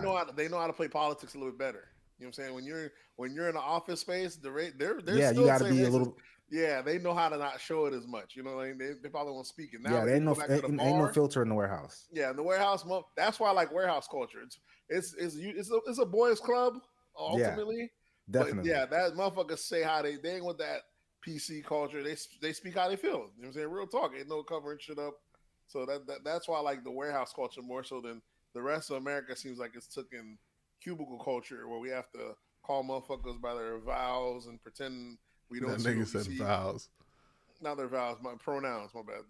Their pronouns and pretend not crazy. to see shit. Like shit's gotten out of hand. We need more blue collar culture in America. All that white collar culture has gotten shit weak out here. Weak sauce. We looking soft out here. Yeah, but I do remember. I think like during Trump's term, I remember we had some type of HR issue where they brought people into the office because there was some big issue. Some people was arguing about politics. Yeah. And they come in, they were like, all right, well, we can't talk about, we can no longer talk about sports, politics, religion, all this other stuff. I was like, well, we already knew this stuff anyway. It's just now somebody got butthurt because somebody was talking trash about Trump. So now none of us can talk about nothing now. Was it that or was it the other way around? Nah, it was a Trump supporter. It's the liberals that are snowflakes. No, it was a Trump supporter talking his trash, and then a non-Trump supporter talking his mess, and the Trump supporter got pissed off and went to HR, and now fired probably. Yeah. Motherfuckers trying to take your whole livelihood, dogs. You have different opinion, opinions. political Like, opinion. That's one thing I used to hate about the fucking workspace. Motherfuckers trying to take your job. They're like, bruh, is it that serious? Because you have a different opinion, dog. Motherfucker trying to get you roped off, dog. Another thing we have in politics in Florida, I don't know if I put on there, you seen them. It says your boy DeSantis said recreational marijuana is supposed to be on the ballot this year. Coming up. Yes, see, that's the type of shit I'm down for right there. You put some shit like that on the ballot, I will be there. If I need to go vote, I will be there. Now all this other bullshit y'all got going on, this presidential bullshit y'all got going on, that shit don't even excite me no more. Yeah, all this World War bullshit, World War. Talking about fucking abortions and Ukraine and all this bullshit. Fuck that. Who cares, right? Nobody cares. Give me some shit that I can use every day. I smoke weed every fucking day. Put something on the ballot that I can actually that's gonna help me. So I ain't gotta be nervous when I'm driving down the street with damn weed in my car. This is recreational. I'm allowed to do this. I need it to be recreational because too much of motherfuckers finessing on the gummies, dog. We need that shit to be everywhere so You talking about the prices or just the availability? There's the availability. Too much candy being sold out here, and the guise of gummies. it's a bro. There's too much of the toxic Delta 8s and Delta 7s and Delta 10s and all that bullshit. What is that? All that stuff. Let's get the real deal. That's that shit. You talking about when y'all go to what they sell that shit at the corner store? They sell them at the smoke shops. Yeah. Delta 8, Delta 9, Delta 10. So is it not real? It shit is. ain't real, bro. More than it is THC. Shit's not real. Oh, y'all smoking CBD. Y'all smoking that Charlemagne shit. It's Charlemagne shit, but it's more CBD. It has higher CBD than THC. Very little. It's the but you know. I don't condone CBD. I don't even know what that is. I smoked straight CBD before. I was like, what is this? What am I smoking right now? It's hemp. Yeah. So if you tell me you're smoking something that's more CBD than THC, I'm gonna be like, you're wasting your money. Yeah, because I wouldn't even go in there and buy that stuff. So when you guys are going into the store, you talking about these gummies. Do they say on the label how much CBD and how much THC is on it? Yeah. Or y'all just getting tricked? Me, I don't buy the Delta 8 stuff or that other hemp shit. If my shit doesn't say THC, I'm not buying it. Yeah, but Nate's talking about some of the shit's candy. So do it say THC, but it's not really like the milligrams that it say? I'm talking about like on the streets, niggas. He's talking about like California shit. He's talking about like the shit you get buy at a smoke shop. Yeah, but that's the fake shops, shit. Yeah, smoke shops don't sell real weed. They sell CBD and THC. Oh, you going to the wrong place then? Yeah, but that's because we don't have real smoke shops that sell real. I'm saying the ones that you have the license for. Now there's medical dispensaries. Now those are different. Those are gonna have straight THC. But even in Florida, there's like a certain level of how they could go. But now once it turns recreational, then it'll be different. Now we'll have that Cali, that Nevada, that real shit. That's when shit. What's gonna happen to the prices? What do you think is gonna happen to the street prices? Because I still got to keep my money in the black community. I've been supporting Big Mike for years now. See, that's what I thought. I thought that once the weed comes legal, it crushes the what's name. My boy told me, nah, man, there's always a place for the underground. So I was like, maybe he's right. So I guess they don't go anywhere. I'm just it's thinking not gonna go nowhere because the prices of the legal shit is expensive. The legal shit is expensive because they're only gonna have like the high grade shit. Yeah, there's still gonna be passed on to the customer. All that. There's still gonna be the consumer for the Reggie and shit. Don't say that, sir. There is. You're making it seem like we out here smoking Reggie and that only the stores. I don't even know what Reggie is. The word Reggie is not a word that we use anymore. Because I don't even know if the actual Reggie weed, I don't even know if that shit even created anymore. That shit don't even grow. That shit don't even grow in Biden's economy. In Biden's America. You're not the only one that told me that. They act like the strain just died out, like it went extinct. That shit, I never see Reggie anymore. Like that shit, I ain't seen Reggie in years. Like I'm telling you, is Reggie an actual string? Or is it just no strain called Reggie? Someone said they ain't even seen. Or it's just some shit that niggas sell. Reggie is just a nickname for. It just means regular. It's just regular. Yeah. And then mids is just like mid grade. Yeah, so there's always gonna be a market for the regular shit. Yeah. But there is no regular. That's what I'm trying to tell you. That shit is not. Y'all not smoking that California shit. I know that for sure. All that. Okay, so I guess what they're saying is compared to that Cali shit, then maybe we are smoking regular. Shit. Nigga, that premium. Y'all smoking regular down here. I'm smoking that Tampa. I'm smoking that Tampa high grade. Florida been lying, saying nigga, this that purple because that's when that light shit purple. But it was not that purple. It wasn't that Cali purple. What we did was lying, throwing it on there, saying we smoking purple. That Cali shit's that real deal. They got different type of leaves over there. They shit. Their leaves look psychedelic though. Just by looking at it, they be crystals and all shimmies, all shiny and shit. But I get that too. Yeah, already know there's a price. Yeah, there's a difference. So as far these as niggas in the streets is where you think your connects is getting their shit from? Yeah, they'll be able to. Yeah, if they get them back in Cali, there's a black market for sure, regardless, because the price point. So it's never going anywhere. But what I'm thinking though, it might be a boom, dog. Maybe that's the reason we're seeing so many smoke shops in Florida pop up. They're all over the place. Maybe they're trying to get ahead of it before this shit turns legal. They'll be right in the position for it. You think these smoke shops will lose business once it becomes recreational? Because once it becomes No, recreational, they're gonna become the seller. They're gonna be the seller. So people are gonna be going there for weed, not the other You shit. don't need that Delta 8 shit, all that little shit. That's gonna be there too. That should have come off They the already- shelf. They were easy, yeah. I just think everybody's gonna be making money. Because I don't think the little guy who's already making money, I don't think he's gonna stop making money once it becomes recreational. I think it's gonna be easier for him to make more money. Maybe. I met a drug dealer who didn't. It depends. They might start cracking down cash. on. They might really start cracking down on niggas selling weed in the streets.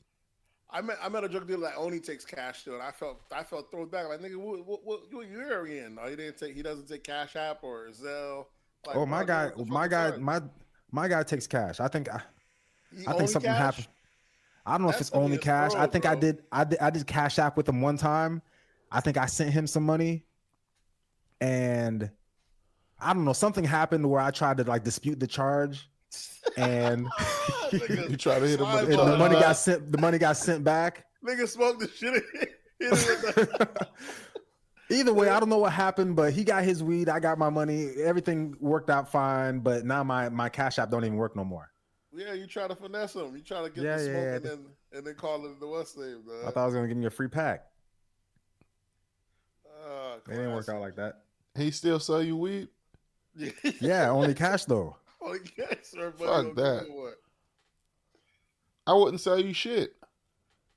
It wasn't on purpose though. I didn't do it on purpose. It was an accident. It was because I've been getting weed from this dude for a long time. I think it was an accident. Called the bank and said this was a fraudulent charge. No, I think I sent him. I think on my account it looked like I sent him the money twice. So I tried to like cancel one of them or something, or both of them. I don't know what it was. I forget. But either way, it all worked out. He got his money. I got my weed. Except for now, my Cash App don't work no more. But then that's when I started telling people, I was like, Cash App is for children anyway. Cash App is for teenagers and prostitutes and drug dealers. Listen, whatever which way you get the money, I have all of them. Cash App, Zelle. Yeah, nigga, you Apple a thought. Pay. You need to be as accessible as possible. I don't understand why I have limited just one. Because grown-ups use Zelle. Children, drug dealers, and prostitutes use Cash App. I just have all of them accessible. You can have all of them. Just know that when somebody hits you up and asks you for a Cash App, I guarantee you it's going to be a prostitute, a drug dealer, or a child that's asking you for this money. And then there's Apple Pay, there's Android Pay, there's all of, you know what I'm saying? You saying as we get digital, it just didn't make any sense that these niggas would still be only cash only. But I guess if you want to avoid taxes, it makes sense. Oh, there's that. What else we got? How's politics? We're done politics. Yeah. You want to go to hip hop? Nate probably might know more about this than I do. The 6 members and the affiliates of O Block were just found guilty of murder and in aid of racketeering and conspiracy to commit murder in 2020 killing of FBG Duck. Yeah, when that nigga got killed in front of that big popular mall in Chicago, they knew that shit was gonna go down there. He got arrested a couple years after, and they finally got convicted. All 6 of them guilty. Mm-hmm. And sentencing is supposed to be sometime, later this year or coming up soon sometime? Man, Chicago's just different, man. A lot of these niggas threw their life away behind some beef shit. Just this past week, you see like another nigga from down there showing how he I don't know if he was part of that beef or anything like that, but he was either having a shootout and cops were coming to get him. And I guess he shot at him before shooting himself. He was on live confessing to like at least 6 murders that he did, dog. And like 2 of them, another niggas were dead. Like 2 of them, other people was upstate for it. So he kind of was like, he knew he was about to die anyway. So he's like confessing to the shit he did and all the other murders. This motherfucker, it's fucking psycho, bro. That's an honorable thing. It was honorable. Yeah, I mean that's the least he could do. He was gonna let them niggas gonna be in jail as long as he stayed out. But now that he's about to die and they're coming to get him from another murder and he's having to shoot out the cops, you already seen like a bullet hole in his chest. He's speaking. He's a nice taking pride. Like it kills me that this nigga was saying me like I killed that guy and I ran down on that nigga. There's 4 niggas now and I sprayed all them. This nigga was talking shit about me. This crazy, bro. Like you know what I'm saying? Shit like this makes it. Each time I see shit like that, I think of Hillary Clinton saying we got to do something about these super predators. Super predators. Got rid of these guys. I guess some of these niggas, there's a reason, Douglas. There's no reason young men need to have access to high-powered weaponry. You know what I'm saying? If these niggas had these guns... What you mean by young men? Young men, because these killers are always around 14 to like 22, dog. It's Did you mean to say young black men? No, because the young white men have the same artillery, but they're using it for hunting, and there's no issues. Poor, though. They're not poor. Too many. When you're young and you're very willing to combat, and you don't have the resources, you're gonna use what you know what I'm saying. When you didn't have the guns, you're gonna use your hands. You're gonna fight. That's stereotyping, sir. I'm just saying, poor people and having access to high grade weaponry doesn't mix because you're gonna wall out on each other in places that they don't have weapons. There's still gangs in UK, and them motherfuckers stab each other up. The young niggas do. This is what young niggas do. When y'all young and you're broke, in Ireland, their gangs do it when they're young. Same shit. When they're young and you're broke and you're ambitious, they're always always the most violent class of human beings. That's 16 to like 25. So when people are saying that there's a gun problem issue in America, you're thinking, are you saying that the issue isn't? We'll have a knife problem. So the issue is not the guns, it's the poor young kids that are using the guns. Yeah. Yeah, it's the poverty. Yeah. Because as soon as you get rid of the guns, it's gonna be a knife problem. In UK, them niggas, I'm saying, them niggas filleting niggas over there. Yeah, shit is crazy. You know what I'm saying? It's a different breed. Come out there that machete. So in America, then who do we need to get rid of? Because we can't get rid of the guns, like you said. So who's the issue? Poor people? Yeah, but you can't really. So mass shooters are poor people. These kids in Chicago that's killing people. These gang violence is all poor people. Yeah. Usually, mass shooters just depend. That's usually. I don't know about mass shooters, but the niggas in Chicago, yeah, it's poor people. Yeah. Which one do you think we have more of an issue with in America? Poor people. Mass shooting or gang violence? Gang violence by a long shot. Then that's another thing as we try to say. You gotta understand, gang violence they're technically mass shootings. And we anything more than 3 bodies at a time is a mass shooting. Yeah, and that's every fucking day over there. Yeah, that's Chicago, New Orleans. There's so much, you know what I'm saying, so much different traps, different hoods that there's a murder almost every day. That shit is it's crazy. Them niggas playing war though. I think that's kind of different than a mass shooting where innocent people are just walking through the store getting shot up. These niggas signed up for that shit. It's not like that because them boys, that's what I'm saying. The more guns, the more they become more crazy. Like some of these niggas will get skied up and shoot up a whole house.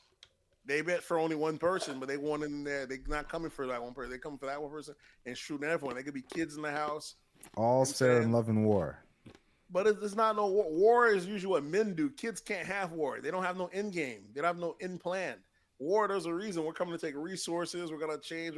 These niggas just crash. These niggas are killing to kill. They're killing to kill just for status. Territory. Not even territory. It's not over money. That's what's worse. It's not even over money, especially now. The more killing is less money even involved. These niggas are just kill crazy, ambitious. They're getting money. The shit, it's wild. You know what I'm saying? It's crazy out here. Especially now, now's the time you need to be doing it less. Nowadays, you get rich now without even picking up a gun. Niggas now crack over on a computer, learn some scams or something. If you buy your money, if you're hustling nowadays, you could avert violence completely. You know what I'm saying? So now that these niggas that you see actually be active like that, either because of lifestyle, because they don't have no choice, or because that's what's popular. Once they sucked into it, you know what I'm saying? They're just into it, that lifestyle, but it's a problem. Yeah, this violence is just for violence, not for any type of gain. It's not for no gain, and sometimes there's someone that's the older guys that can control it. They might be the ones directing the kids, but half the times even the older guys say, "Man, these young niggas wild, and we just trying to get out their way." They know it. These, these little niggas. You never seen the shit in Miami? These niggas have an issue. They go home after the club and they shoot up the whole fucking line at the club. Like, you're beefing with one nigga at the club. Why shoot up the whole fucking line? Nigga gotta put some respect on my name. And then just go dump the car in the lake. It's wild out there, bro. There's a reason why we go to day parties when it's nighttime. So it's tripping. All right, let these little niggas have it. You got it. You got it, bro. These niggas will kill you, dog. Get that. It's 9:30. It's time for me to go to bed anyway. They'll kill you. Get that 25 and get out. Still be 40, dog. They got it. Yeah, 25 years old getting a life sentence, and they call him that a win. Yeah, because he's getting out at 50. That's crazy. That's what to us are like, what? But he still got a life. You get that at 30 or 40. You know what I'm saying? It might be a wrap for you.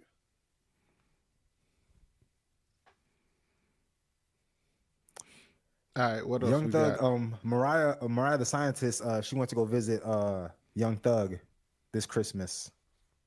And the phone call that she had with him at what jail are they in Fulton County or some county in Georgia got leaked out, and I guess the whole internet's freaking out about the call. Drake posted about it, Meek Mill posted about it. Some people are upset that the call got leaked at all. Other people are focused on the fact that Mariah's like a grown woman talking like a little baby. To Young Thug and all that stuff, calling her daddy, Well, if that would get you off, if that's your shit, that's your shit. She know how to keep her dude. You know them niggas do that. Them niggas do that shit all the time, bro. It's just not on camera and being leaked by the government. Exactly. I think it was more of the. I think for some reason online it seemed like it was the women that had an issue with the fact that Mariah was acting like a little baby and she's like a grown woman. You know, people online. No one's more bitter than women. You know these single bitches online. Yeah, you know it is. Yeah. She know how to keep her millionaire, dude. He's still sponsoring her, taking care of her. Mariah the Scientist, as good as musician she is. We don't really know her because her music, because she dates him. Thug. The reason we're still saying, and someone's gotta sponsor that lifestyle. Even if listen, the bitches complaining Swerve is the one with niggas in the streets that can't give them a gift. And this bitch Mariah visited a nigga in jail. Got 2 big Cuban links. And he's giving her gifts from jail. Exactly. And they got a whole nigga out here in these streets that can't buy them shit. A sandwich. So that's what they're mad about. They hating on Mariah. But I don't think that shit should. Somebody needs to get fired. You already know. From what I'm hearing, though, that some people are saying that like that's like public record. No, I don't know how anybody would have been able to get it though. It's not public record. Not when you're a phone call. Like that don't seem like it would be public record. It's a phone call and a video.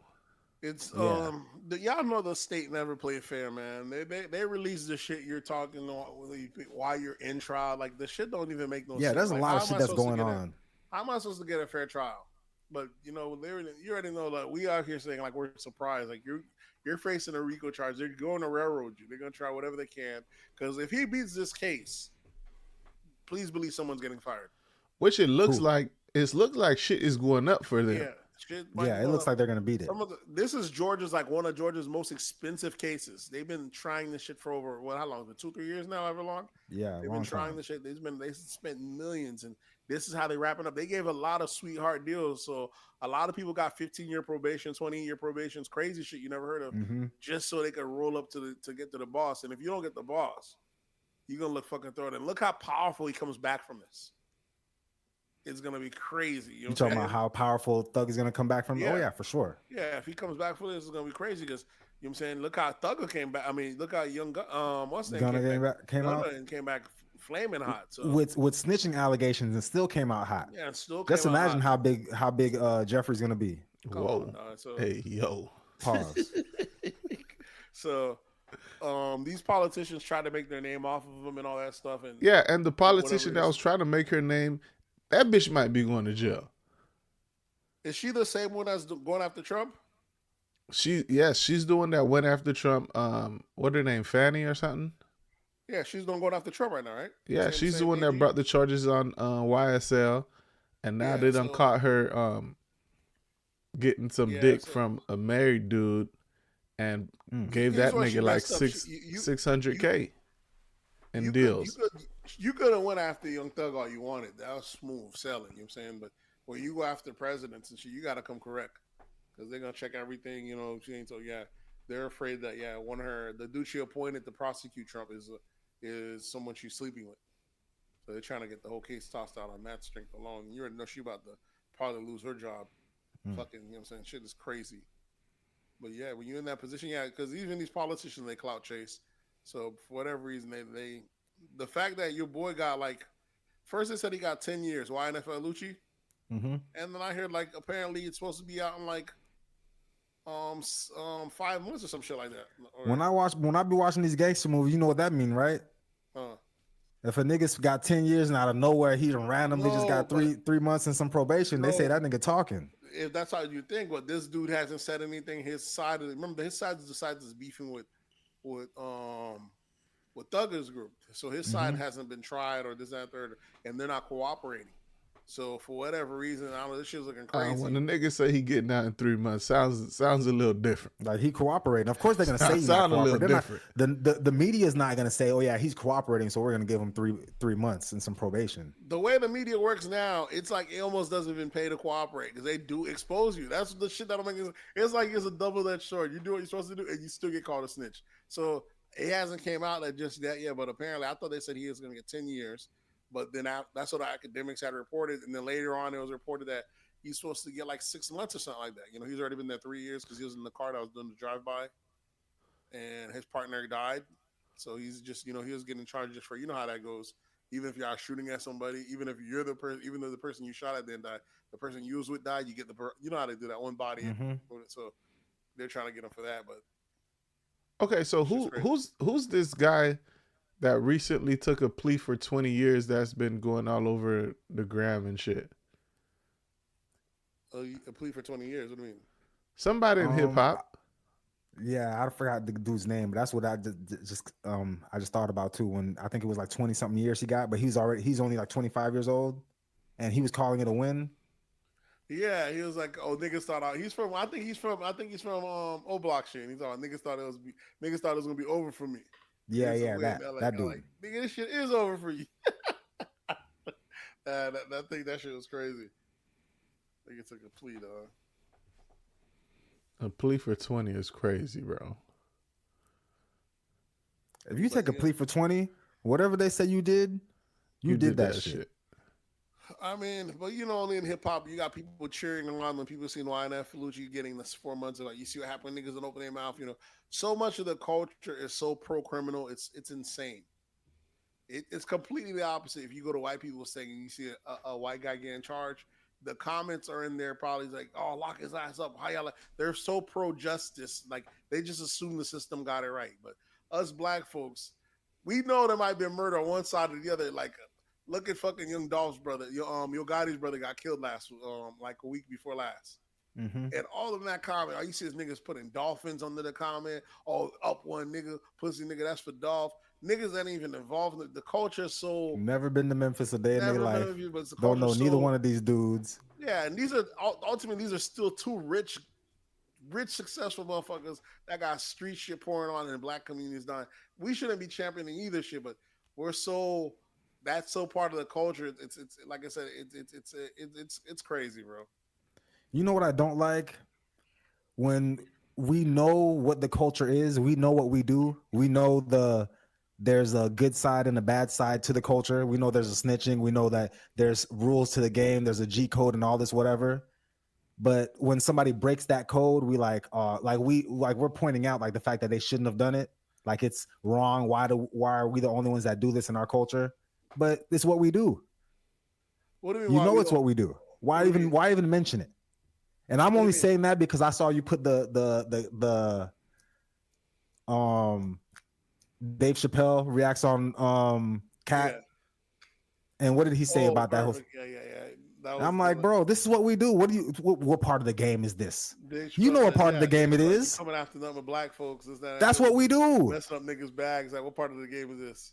Keep saying, and apparently, yeah, that's what someone else. Yeah, someone else gotta. You gotta be the Charleston white and black people. Like, yeah, that's what niggas do. We crab shit. What's the problem? But it is kind of thrown. You know what I'm saying? But that aspect of the culture is always thrown like, damn, this is very low vibration of us. Always championing the shit, and the person that goes to jail, they come back, they're usually bigger than they were. So what's that say about us, Well, you know what I'm saying? The criminal culture is a big part of the black culture, and there's plenty of folks that are just straight by the book, and like you'll see them online. It always throws me because black folks, like I said, it's crab culture, but what threw me was how much black folks turned to the other side during COVID and shit. Other motherfuckers champion niggas that get locked up for PPE or scamming. The working class motherfuckers. Black people some haters, bro. Haters, big time. But I think it's crab mentality, just in general. It's definitely crab mentality because motherfuckers that champion no snitching, that all that shit long. Anytime a scammer caught, that's what your ass get. That's what your ass get. Taking that free money. Niggas hate the fact if they didn't eat that. This shit's crazy. It's just crazy to see that, you know, the envy that happens amongst us.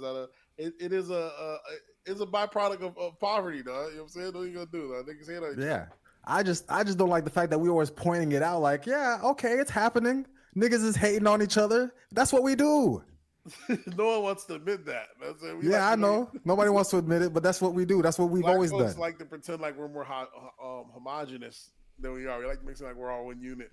When there's plenty of strife, and now you're seeing it more and more, especially on Twitter, that there's fractions amongst the black community, like the Yanks and the Zoes and the Africans. What happens is the Islanders and the Islanders beef against the Yanks, and then the Yanks and beef against the Africans. It's all sectioned off, and even the Islanders beef against the Islanders because you were saying you got Jamaicans, I mean, I like Haitians and everything else, and I don't know any other islands. I don't think the other ones are really popping like that, but you know, you wouldn't know because you only in your because whenever it's Haitians, that for some reason it's always Haitians versus Jamaicans for some reason. Those are the two biggest islands. What the fuck else is anyone else? There's the one that give you freedom, and there's the rude boys. That's it. Everyone else is African and black. You see how your bias comes out. The ones that give you freedom. One of them gives you freedom. The other one gives you some store-bought patties. Nah, it ain't that. I'm just saying there's the rude boys that everyone knows. There's the Jamaicans, and there's the unruly wild fighters. Ones that gave you the freedom fighters, the Haitians. Everyone else is the freedom fighters, and there's and if we got a Jamaican on here, they would say, "Oh, one of them was the rude boys. The other ones is the ones that eat cat." I'm just saying, what I mean rude boy, I mean like the gangsters and that's far. So that's the two most popular islanders that are known about. Everyone else are just tourist towns. They're around St. Lucia and all these other stuff, but they're not big like that yet. They're not known. You know what I'm saying? Maybe that in Florida also. I know our experience is different in Florida because we're not as diverse. But in places in New York, that's what they say. That's always the culture shock. That's where you get all the cultures. Yeah, I feel like even in New York, it's mostly Jamaican and Haitian. Yeah. I don't know if they have a big. Yeah, they have all of them. They have all the little pockets. And Miami too, I believe, has all of them.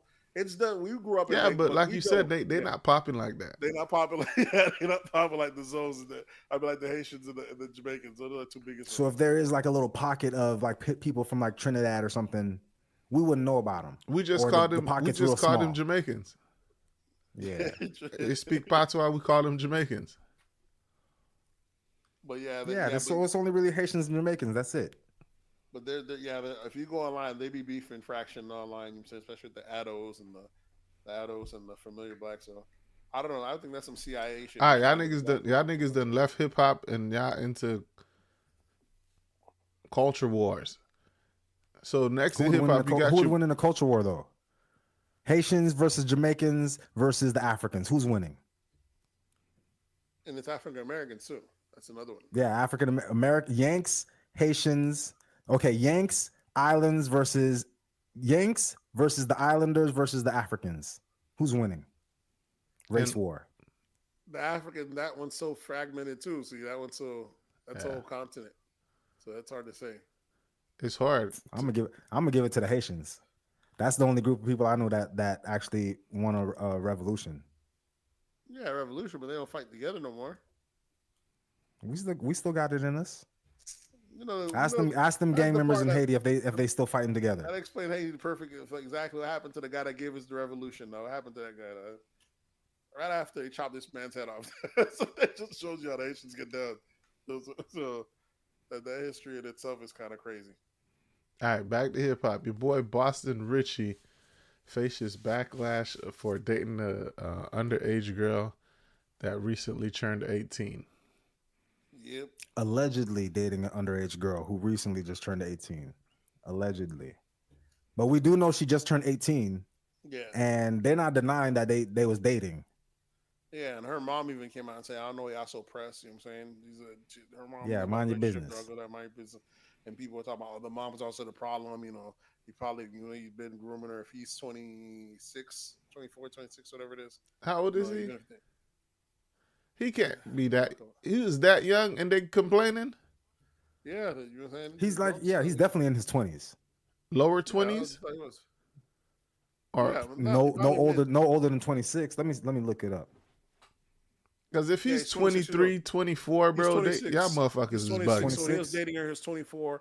You know what I'm saying? If they've been dating 2 years and she just turned 18, he's 26, that means he might have been 24, which will put her at 16. No matter what, that's still almost a decade. You know what I'm saying? And it depends. So it's a decade, and she was underage. It don't matter how old she is. Nate, you did that thing shit. Is, why do they care? Nate, you did that shit. Now you got a beautiful family, 4 kids. And a wife. Such thing. I'm only 2 years older than my wife, so okay. none of that ever happened. Here we go again. That ever happened. Here we go again. So, the reason they care, women have their privilege, though. You know how it goes. Women love to one thing women love to do, especially older women, is take agency away from younger women. Yeah, getting in other people's business when it's no pressure for you to do the same thing when you were younger. They did the same shit. They did the same thing. Yeah, exactly. It's not. But now you see a problem with it when it's somebody else. Oh, I knew I was younger. When I was younger, after the son, I knew I was young. Yeah, maybe that's part of the process. Older niggas do that shit too. We just saw Nate. We just witnessed Nate do it. Where you get? What did they do? How didn't he say that's a decade? Yeah, that's a decade. So you was implying that it's wrong, right? It is wrong. It is a decade. That's what I'm saying. Older niggas do it too. You an older nigga, Nate. What are you talking about? Okay. He's saying you're looking down on this 26-year-old for dating someone that was 10 years older than him, but you're an older nigga who did the same exact thing. And now you have a beautiful family with 4 kids and a wife. Yeah, that's what I'm getting at. When you say that, I'm only 2 years older than my wife, but I don't think the internet would have cared even if it was 2 years. I think they just care the fact that she was not 18 and now she is 18. Of course, that's the main thing. But they try to make it seem like that. But this thing been happening, and not to mention once they're of legal age, what can you say? Just like the Jay-Z and Beyonce, he's got her by 10 years. Yeah, of course, once they're of legal age, but she just became of legal age. Yeah, but what do you that's what I'm saying. If her mom didn't care and they didn't care, I can't. Yeah, because sometimes certain states, all you need is the parents' consent. Parents' permission, yeah. And that's apparently he had that. Yeah, and he had the parents' consent. So a lot of people are just mad, it's just that that. Usually, and then not to mention, like I said, this is a thing that people know in the hood. There's some niggas that do that whole rollback. Lots of niggas that go. Younger niggas been dealing with this our whole lives. Like, we're in middle school, we had to deal with high school niggas coming down trying to take our brides. When you're in high school, you have to deal with niggas that dropped out of high school, are supposed to be in college, come back and take our high school girls. And it keeps going. Men's been dealing with older men our whole lives. This is part of it. I always understand that part, but I don't understand the part where the parents know about it and they allow it to happen. Because that's the part I don't understand. The parents want the best options for the kids. The parent want a provider for her daughter. Exactly. I don't know if I'm a parent and I have a 14 or a 16-year-old daughter, 15-year-old daughter, and I could understand. Even if I'm a kind of guy, I'm like, okay, I understand she's becoming a woman. She needs to start dating, whatever. I don't want to hold her back from that. But I know a 27-year-old. I know when I was 27 years old, I know what I'm looking for. This is a 16-year-old. Here's the two ways. And if I'm a parent and I'm allowing this 27-year-old to come and get what she's looking for, what am I? It ain't that. Here's the two way of thinking. You're not supposed to, but if your daughter's already dating this, that, and third, right, and you want them to have the best option, you already know kids their age are gonna be immature, not any better. How many times girls could go, even the girls, some girls just strike out all the way through. They get nothing but losers. How many That's times fine. you gonna have her? How many times you gonna allow her to keep? Why would it be that's fine? I want you to you want them to have the safest. I want them to landing. nah. Well, in that case, that means their whole dating pool should be from their age all the way to 100. Then, right? No, their whole. I'm not accepting it as a parent either. Yeah. What age is not acceptable? What you're saying is you would hope that they would wait till they're older when they had more sense to start dating when they're guys. No, I don't even want to say that because I feel like even if I don't have no kids, but I'm like, even if she was 13 and she was like, okay, I have a boyfriend, I would be like, all right, understandable. You're 13, you got a boyfriend. If he's within 14, 15, understandable. But if you tell me he's 13, you got a boyfriend, and then your boyfriend is 19, 20, I'm like, no, I don't understand that. Yeah, I'm not gonna accept that. I don't understand from the my process kid. of letting 13 period or what's that, but some places they see it as that. There's 13-year-olds that date 18, and have 13-year-old boyfriends.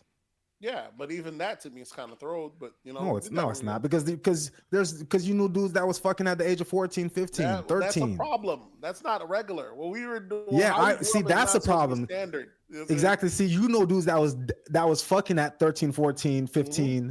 Yeah. Were they even dating? Did they even have boyfriends and girlfriends? Did they even have girlfriends, or were they just fucking? They're just fucking. That's what's worse. You know what I'm saying? So see, exactly. Dating at 13 is not bad if your parents is like, okay, and it's supervised dates or whatever. But you telling me I got a 13-year-old and he's dating a 20-year-old, but I'm just looking out for her because it's the best option. Nah. He's gonna be a provider. I'm telling you how they're looking at it as far as they're saying. I can't tell you how they're looking, but that's how some of them they come to that. They see this person of good stock, whatever. That's how they usually do it. The person comes up when they make them date older. No, but, it's the reason that is crazy is because where the fuck me 24? I'm thinking of myself at 24, right? Mm-hmm. Where the fuck am I meeting a 16-year-old for a romantic fling, bro? That is crazy. How do you even meet them? Like, do you just see them in a mall or something and approach them? Probably. I mean, he's a big rapper, so you know all sorts of what's name and Let me send y'all this Boston Richey's girlfriend. Hold on. I know what she looked like. What you told me? I posted. I know what she looked like. Boston Richey's girlfriend. Not to say that I don't understand, but I can see why motherfuckers is hating on Boston. Yeah, I know. I know exactly what you mean. I haven't seen her picture, but they said she's stacked. No, she's. Let me show you. So you can see. If you told me she was 20, 25, I'd believe you. Yeah, exactly. This shit is crazy. Nate, do you remember the chick from middle school that was like super stacked? She used to live in Willow Lakes. I remember it. We didn't believe that. She said wear the makeup too and everything. Yeah. And she was young. I forgot her name. Swerve, that bitch was stacked, Swerve. We talking about middle school looked like a grown ass woman. Grown. Yeah, and I could understand why them niggas was fucking. We were middle schoolers, though. Now, when you say that, make sure you know we were also middle schoolers. It wouldn't matter though, because her parents would have just been looking out for her by letting y'all date her if y'all was older. Matter. It don't matter where we was at in life. But nonetheless, what did Wack 100 say about this situation? Wack 100 is pretty much defending him just like Nate is. I'm not defending him. I'm gonna get on defending on that. Sounds like you on defense, bro. Yeah, you. I'm just saying, as far as these people they're just having fake outrage. They don't really give a damn. They know this shit been going on. That's all I'm saying. I'm not defending him at all. Yeah, this is. Yeah, well, he pretty much said if the consent.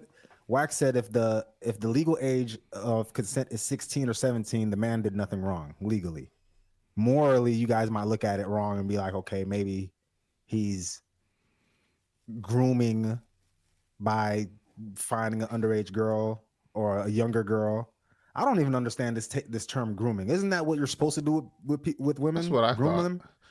them? Listen, when you I get guess married, when what you're do they grooming call and you? the person's young, then it's a Swerve. problem. When you get married, what they call you? A groom. What the fuck do grooms do? They groom. So all this bullshit from these, it's these old bitches that keep using this grooming term because they never had a groom, which means they not married. Bars. They never been married. They never Spitting had a some groom. bars right now, B. Huh? Spitting some bars right now. Exactly, bro. See, so only a single old chick is gonna hit you with that. Oh, you're grooming. Bitch, you just upset you never been groomed. If you're dating someone, you should be grooming them. Because if you're dating with intention, with a purpose to potentially get this person to be your wife, then you want to groom them and let them know how you want things to be in your marriage. That's what the dating phase is for. How things are during the dating phase is how I expect them to stay while we're married. And that's exactly what society has told us. That's why when they don't call you a groom before you are getting married. They call you once you have proven that you've been a good groomer and you have a fiance. That's when they call you groom. You have to prove that you're a good groomer before the rest of the world calls you a groom. But I digress. What Nate, else don't is send me the 17-year-old picture. Send me the 18-year-old picture. We wouldn't know. We wouldn't know the difference anyway. You wouldn't know the I difference. post. I don't know her. I'm just saying, should I say online?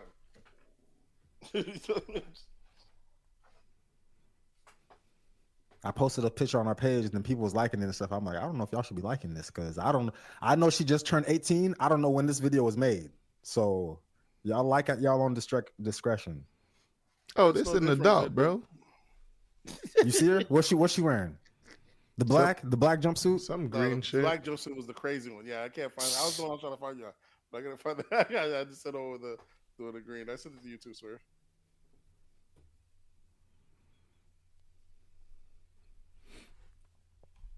All right, what else we got in hip hop? That is not. I don't know, bro. This is a grown ass woman. This is a grown ass woman. But you can't even say that because that's a good talk, Chris Hansen. Because of a fucking number. And I don't even want to go on a tangent about numbers. Go ahead. Because when I'm looking at this right here, let them cook. Numbers don't even go. I'm not even thinking about numbers right now. That's what you're going with. There's a skit on the Harlem World album where Mace is talking to his homeboy that hooked him up with a girl after a concert, and he was like, "Yeah, man, that girl that you hooked me up with after the concert, she told me she was 19. This bitch is not 19. That bitch is not 19." I was like, "Oh, hip hop was in a Mace, crazy slow down." Hip hop was in crazy. When you watch Belly, and that nigga, DMX's character, I think the girl he was dating should have been like 16 or some shit like that. Yeah, that's why he said she only allowed to suck his dick. That's crazy. So that's fucking crazy. That's crazy. I thought that nigga under the jail. What's he talking about? And this is the kind of shit that the parents was co-signing for. Was like, well, she's dating an older man, but we do have limits. She's only allowed to suck his dick. Like, come on. When he said that, I was like, bro, that Belly, that shit is crazy. Was living in a different time, bro. Imagine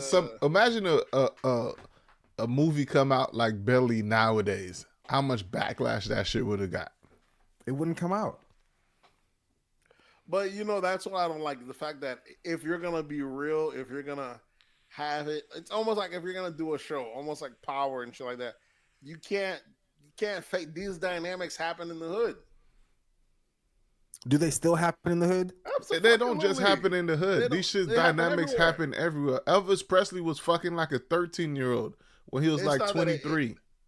not everyone has to be doing it, but I'm saying this shit happens, but for them to act like it Okay. don't happen. Now the question is, And it definitely happens. was it taboo back then, and is it taboo now? Now it's taboo, so we won't speak on it, right? But back then it was happening so frequently, like it wasn't. I don't know if it was frowned upon as much as it is now. Because why is it so frequent that we all have stories of girls that we knew in high school dating older guys? Oh, it's been like that. It has been like that. Just back then, it just was a, you know what I'm saying? Whether they'd call them fast. But now it's not a thing. I mean, it happens, but it's like, now I guess if it happens, if you see a teacher with a student right now, back then it was like, oh, everybody knows about it. Today it's making news.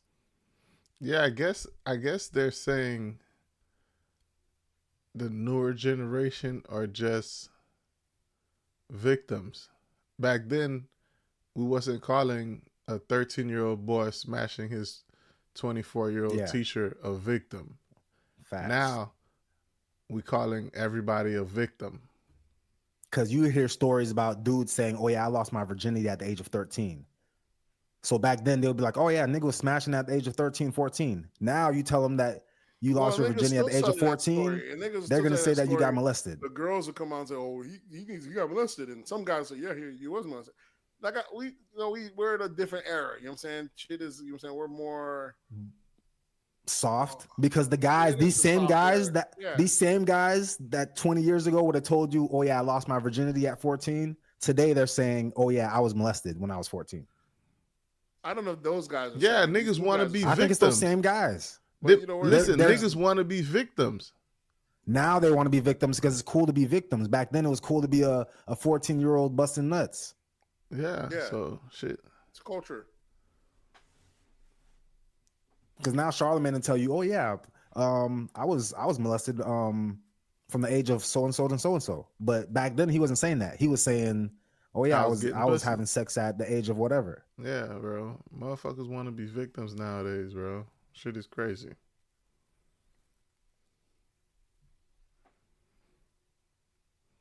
All right, so looks like your boy Wack 100 makes a allegation against who's Big U? Big U is one of the leaders of the Crips. About Nipsey Hussle's death. So what's the allegation? He used to be part of Nipsey. He used to back up Nipsey's gang and all that shit like that. So Big U at one point, if you don't know his history, Big U was a big Crip out of LA, big dude back in the 80s, and went to did some crazy time, got out, and they kind of like he kind of does like youth, help the youth out, stuff like that. He's a big figure in LA, nonetheless. But I guess he used to back Nip and all that. I don't know if they fell out, whatever reason, but all I know, some nigga was saying Big U was never. He was kind of calling out. A younger dude was kind of calling out Big U, saying Big U has never been that dude. He's always been. He's painted as the boogeyman. He's more of a shot caller than he was the actual guy doing the work. You know what I'm saying? You know how it is. No, sometimes there's politics. So, but apparently that guy called him and told him that Nipsey was just shot or something like that, and the guy didn't believe it when he was checking Big U. He called Nipsey, and Nipsey was like, "Nah, what's going on?" And he didn't even bring it up, but. He was told of the shooting like 30 minutes before the shooting happened. And then he's supposed to have like a video of him, like, because he was like recording his phone call with Big U, and like he has the shit on YouTube, and apparently like this is on video. So it's kind of him getting a phone call him before. Like trying to go back and forth. Big U like, yeah, man, nigga, he was like, yeah, shitty cuz I just heard shitty cuz just shot Big just shot Nipsey, because apparently they had fought a week before that. So it's not even like them boys didn't know each other. So it's like some type of shit, if you got the green light, he's one of the big dogs that you know, or you run it by him. Hey man, this nigga tried me. Because niggas, that's what Wack 100 say. He said, a Crip killing a Crip is not new. That shit happen all the time. Yeah, it's just news to y'all because Nipsey's a star, but Nipsey's not a star back then. He's just a regular nigga from the block. And if you go call a nigga by his name or pull out his street card over there and you ain't got the paperwork, that shit happens to you. This is not nothing new. This is normal. You might run it by a big dog, like, hey, man, this nigga's talking about to run up on me. He might tell you, no problem. Or if it's money, like, nah, I'll fall back, that's my money. But apparently, for some reason, the other, Nipsey, him, this, that, and the third, and I guess he knew about it. He didn't give no warning or anything like that, but he was calling another dude, and the dude said he heard about this is supposed to be Nipsey's man, told him in advance, pre-shooting, that Nipsey had been shot. So, It's almost like so he are knew they about it. saying that Big U greenlit the shooting? Either he greenlit, it's either a greenlit or he knew about it and still didn't tell him. That's supposed to be his man's.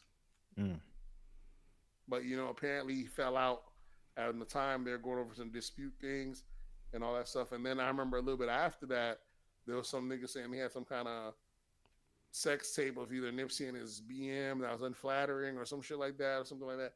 And big Wack 100 is apparently the guy that came through and crushed that little thing. But hip hop is so fucking dirty and diluted, and niggas taking you to parties. Anything's fucking impossible. You know what I'm saying? This is fucking LA. This is when that one nigga, what they had, the one nigga from K Dot in them group. Davies, No. Schoolboy Q, Rashad something. What's his name? I remember him.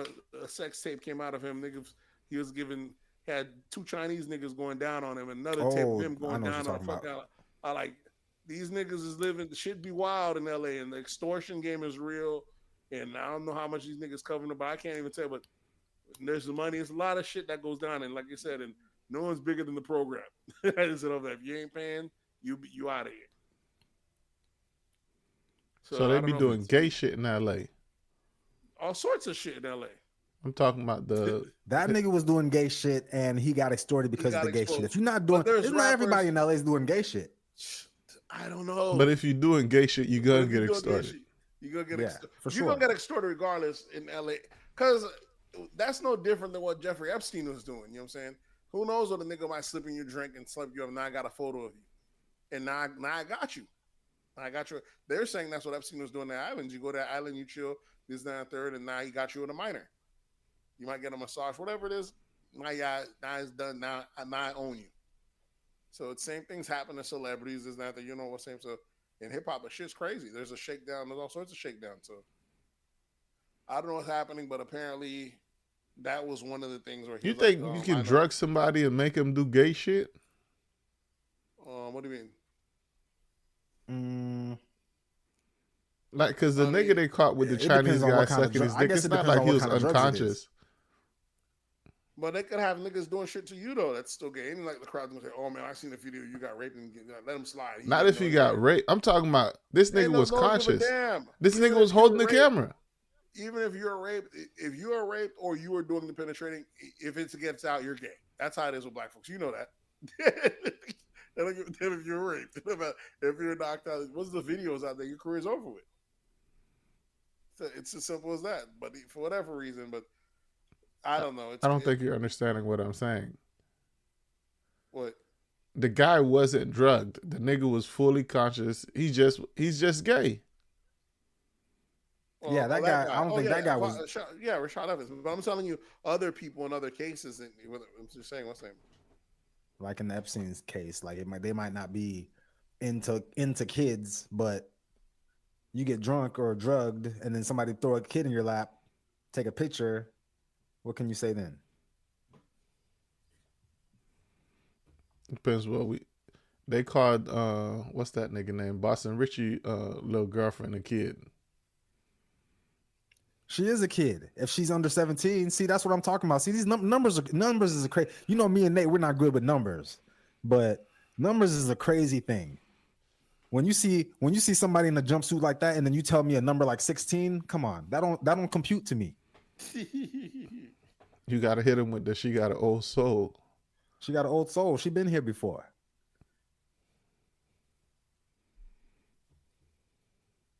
She done been through some things. All right, let's jump into pop culture. You got your girl Brick Lady. Let me see if I still got that shit. Do I still got that shit? The Brick Lady? Yeah. I never did anything in my life. Bruh. Yeah, so that lady that you just heard her voice, looks like she's been criminally charged with a felony for theft by deception. Mm-hmm. Story is she ran off to Jamaica or some shit like that, or did she get locked up? She was charged with felony with theft by deception. I guess she had called the police station or whatever to turn herself in, and she was supposed to turn herself in. She even called like a news crew and everything. Mm-hmm. And when she was supposed to go turn herself in, she never showed up. She was in vacationing in where you said Jamaica That's what I or something heard. like that. Yeah, so she was vacationing somewhere. Posted a video of her living her best life while she's supposed to be turning herself in. Ain't that I think a crazy? You couple. get charged with felony of theft by deception, and then you do some more deception Mm-hmm. on turning Yeah, yourself in. the This whole shit world's is looking for crazy, you. We bro. know the whole world's looking for you. We know what you look like. She's on the run. I think she was on the run for a couple of days, and then she eventually turned herself in. And then I think her bond was like $10,000, and she paid that. She ain't gonna do no jail time anyway, so they just She might bothering the be. lady. She might have to pay that money back. I think. So is she getting is No, I so think what's the thing she used? GoFundMe. I think GoFundMe refunded all the donators their money back. yeah, if everybody got their money back, where's the theft? I guess because yeah, you steal my shit and I get it back. Yeah, you It's still stole. Yeah, theft, but exactly. And I heard from GoFundMe like this is not their first time doing this. They'll definitely go after people who try to commit fraud with their platform. okay. What else we got in pop culture? Spelman College receives a record-breaking $100 million donation. Biggest Y'all donation know to a Spellman is named after a white woman. yeah. A lot of these Spelman's named after a white woman, and the people Morehouse. who donated this money are white people. Yep.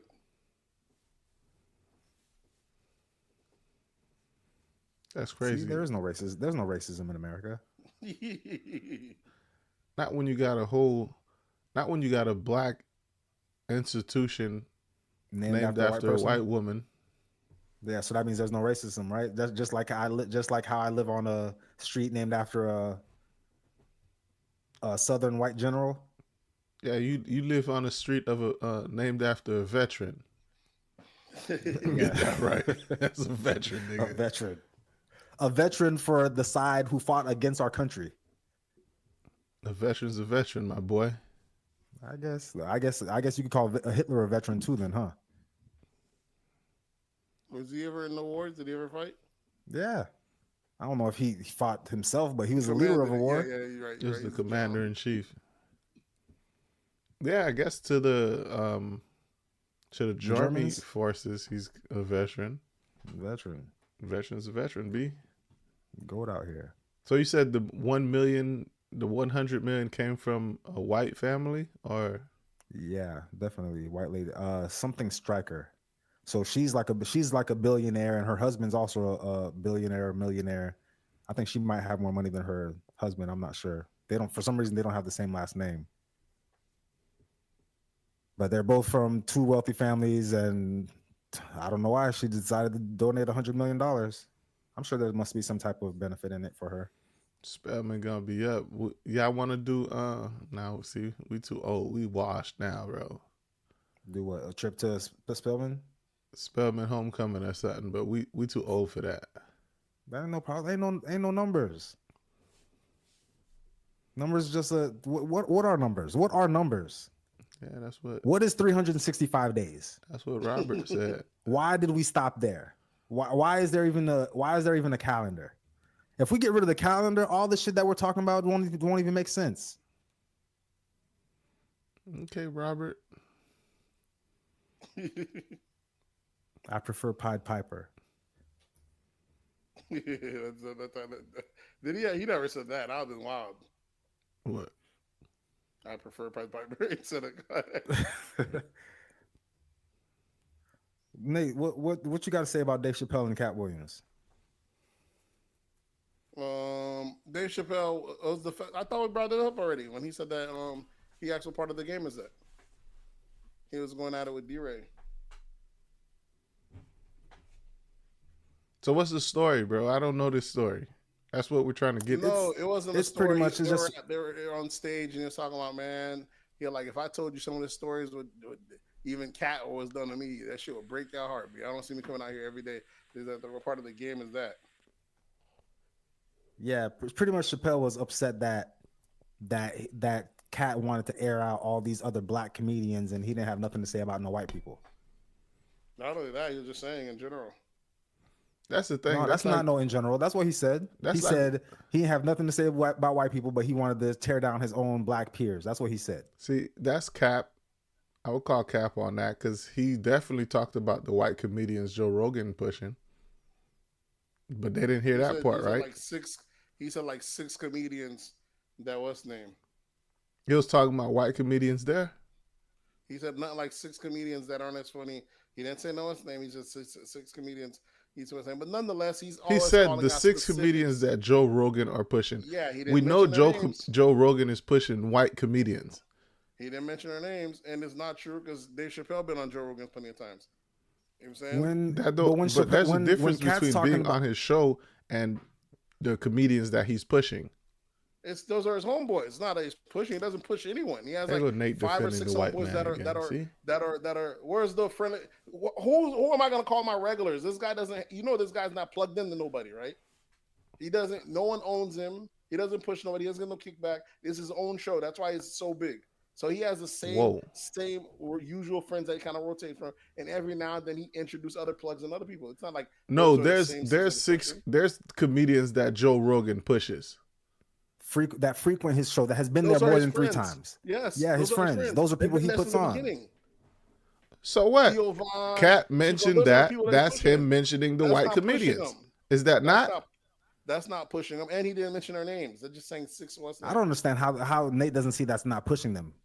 It's like if we have our on this platform right here, and we have our friends. If our friends just happen to be Haitians or black or whatever, and we have anybody on our show, we get a bunch of different types of people on our show, but we'll get like, say we get Randy on the show 3 times, we get Vanette on the show 3 times. We can't say we're not pushing them.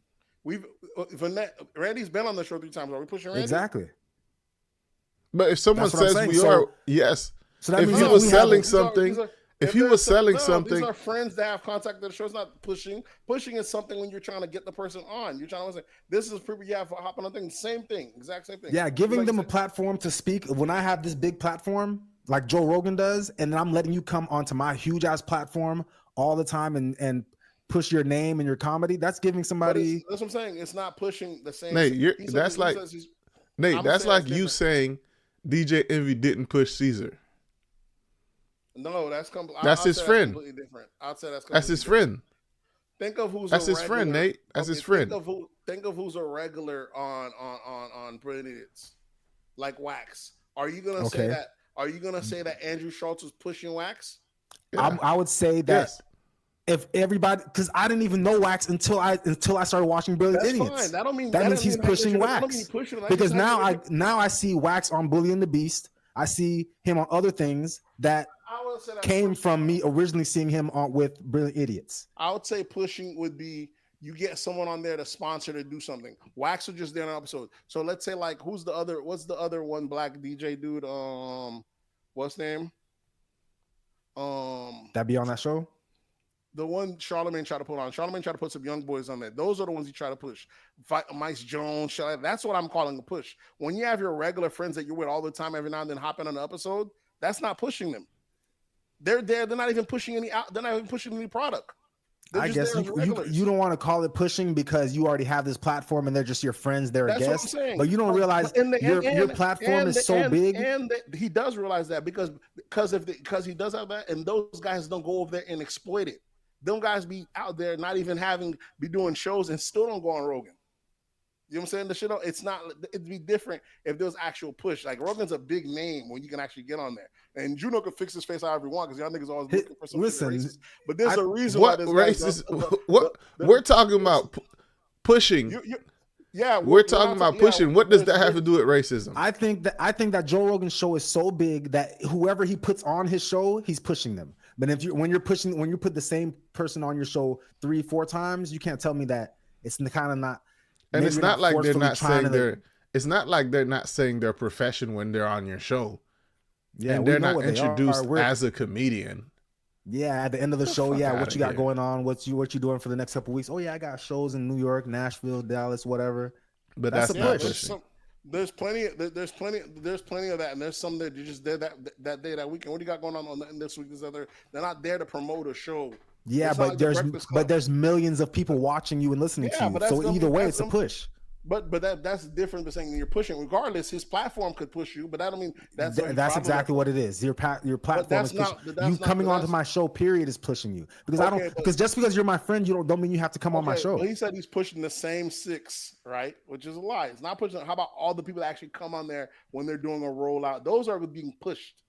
That's the difference. My friends can come on here as much. His friends also have their own podcast, who he doesn't even go on. You see Because how he don't can't- need to be. Because he don't need to be pushed. No, you see how That's why he don't go on their you see- podcast. You see how Exactly. you see how he went to Exactly, Andrew swear. Schultz shit. You see how he went to Andrew Schultz shit. He doesn't do that for no one. He don't else. need. But he don't. Joe Rogan don't need to be pushed though. No, He's but the I'm saying- pusher. No, He's you the see- gatekeeper. But I'm saying, you see how he went to Andrew Schultz. He didn't do that to no one else. It's the same concept. His friends don't exploit the relationship. Hey, if I'm in town, hey, you want to drop in? No problem. They don't call him, hey, I need you to come back on. We're talking about Coco Jones, Theo Vaughn.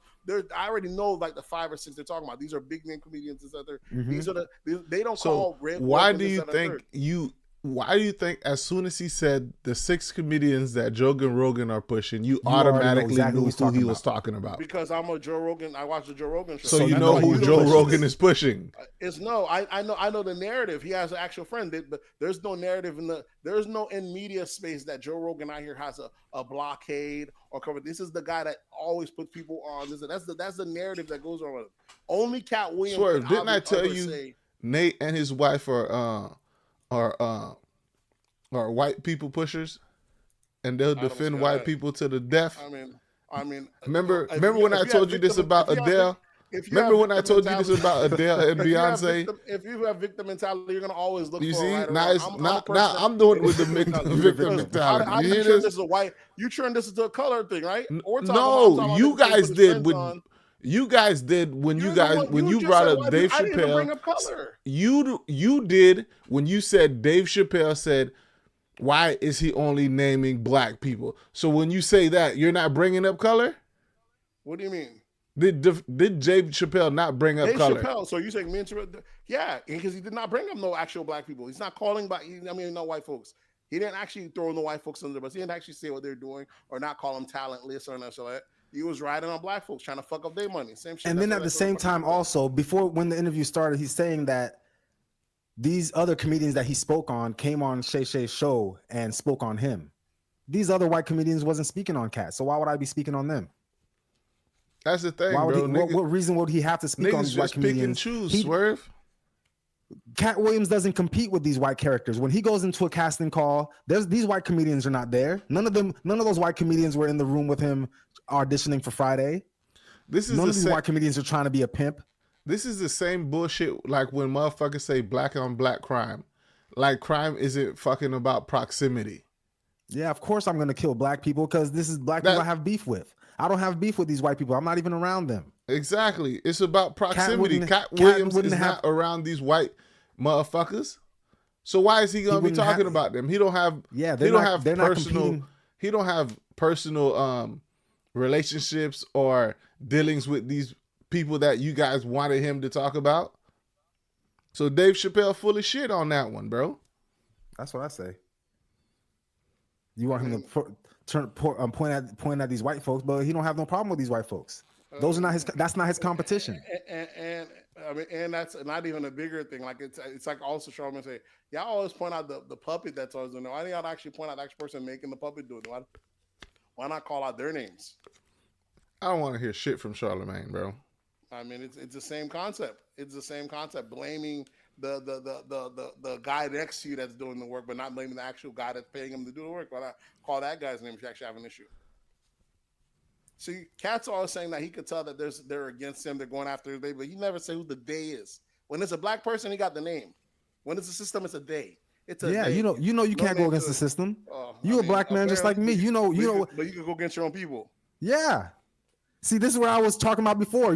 Let's act like we don't know what it is. It's because they is the Steve Harveys. We know who we they know are. who they We is. know He who said they who the are. day was. He said who the day was. The Steve Harveys, the Cedric the Entertainers, the Ricky Smileys. He No, said that's not that the they day. were the day. That's not the day. That's not the day I'm Okay. talking about. No, we He's know talking the other about- day. I know the day Nate's talking about. He don't want to call. He don't have no day. As much as he pretend like he has balls, he's standing up for truth and justice. All he's doing is calling niggas out. That's all he do. He ain't really about actually calling anybody out. Speaking of the days that you talking about, Kanye is about to put out what you call it, an apology to the days that he wronged. All the Jewish people that he had wronged in the last few years, months, whatever. Supposedly he's supposed to be putting out a apology letter to all of them. Kanye knows how to command attention, so Yeah, that letter's gonna be coming for us 8 years. yeah, exactly. I don't. I just know that's gonna probably be part of the album rollout. So who knows? What else we got in hip pop culture? 50 Cent addresses his dynamic weight loss. He lost about 40 pounds. I guess everybody thought that nigga was on Ozempic, which is fucking wild, bro. Yeah, That's the new shit. you know, 50, It's like if you're losing weight really fast right now, people's gonna say you on that Ozempic. That's the thing. know, Like 50 people are acting like they see 50 Cent every day. So you're not gonna see Exactly. when you see somebody every 6 months, every year, once a year, and they lose 30 pounds Or gain 30 pounds. or gain 30 pounds. It's gonna look drastic to you. Yeah, because you're gonna be like, I saw this nigga yesterday on his music video, and he wasn't this big or small. Pause. So it's crazy He because said he went from 253 to 210. He's just been running and working out. he just came off tour as well. But people act like 50 has always been able to fluctuate his weight and all that stuff. Remember he got super skinny for that one movie, and that no one went to go see. The one that nobody watched. Yeah. So and he's a former boxer. He's a former athlete. So he knows how to he knows how to weight gain, cut weight, and all that stuff. So it's not a shocker. I don't like the big head shape that people get when they lose weight too fast. All the people that's on Ozempic, you can kind of tell, like, hey, why is your head so big and your body so small? It's just that, maybe Because they lost it too face fast. Fat yet. Maybe they're still carrying a lot of weight in their head. Who knows? Because they like your skull shrinks. Yeah, but if you lost that same 40 pounds over 2 years, your face you wouldn't will look the slim same up as if too. you lost Yeah. that 40 pounds in 6 months. Yeah, your face will slim up with it. All right, that was the last thing we got in pop culture. Y'all want to jump into sports? Yeah. Go ahead, Swerve. This your Pat shit. Riley. This your team. Yeah, Pat Riley announces the Miami Heat are putting a statue of Dwayne Wade outside the Kaseya Center. When the fuck did that happen? What, the Kaseya Center or the Kaseya Center. Wasn't that shit the that American shit been Airlines Arena? See, you old, you way old. That's what I remember as American Airlines Arena. But I think after American Airlines Arena, it switched to something else. I think it's already had like 3 different names already. I think it's like on its 3rd name. American Airlines. I think it was like some type of cable company, Xfinity or something. Or something, I forget. Definitely. But yeah, definitely deserving. Dwayne Wade getting a statue outside of the Heat Arena. Now, which Dwayne Wade is going to be a statue of? Is it going to be fashion Dwayne Wade or basketball Dwayne Wade? Come on. Don't disrespect the 3rd best shooting guard of all time like that, all right? I'm just saying. He's disrespecting himself. We don't doing it. We're not the one painting that nigga nails. What you talking about? I will admit all the stuff that Dwayne Wade got going on right now, it seems kind of extra, but I'm not gonna let that wipe away what I seen him do on the basketball court for all these years. Nigga, you remember the numbers R. Kelly was putting up? Exactly. All that shit wipe off the board, right? Exactly. Like Kelly was out there going all. R. Kelly was stepping in the name of love, having people believing they can fly, bro. I don't, and I feel the same way about R. Kelly. When I hear them shits come on, I don't think about him with little girls or peeing on people. I just want to step into love. I just want to be a happy person. But you can't I do believe that I can fly. comfortably. Can you do that comfortably nowadays? I'm pretty comfortable. If somebody's comfortable enough to play it, I'm comfortable enough to listen and vibe. Who's playing it though? That's the thing, bro. I haven't heard an R. Kelly song in public where they're playing music for a super long time. I think I heard it at a wedding. I don't remember what wedding it was, but I did hear it at a wedding. And then it was probably the wedding that I was at, wedding, Boston Richey's wedding. And the DJ actually mentioned that he was like, kind of like asked the crowd, y'all don't have a problem with paying our, well, I don't think he even asked. He just said, hey, we playing R. Kelly. Yeah. He ain't canceled over here. And everybody was like, all right. It just depends. Y'all on the cool crowd. with it? We cool with it? It depends on the crowd. Some places don't make it a big deal. I don't know who's making a big deal out of it though. We're in PC culture though. You know, you got the new blacks though. Sometimes they got a lot of grandstanding. I told you I went to an That'd R&B. be crazy if I seen blacks. I went to an maybe if I R&B seen some only whites- party, Yeah, they don't play R. Kelly. and they didn't play R. Kelly the whole night, I've bro. been to I as was well. like, this is not an R&B party. Yep. You should have went and requested some R. Kelly and I seen what they did. did.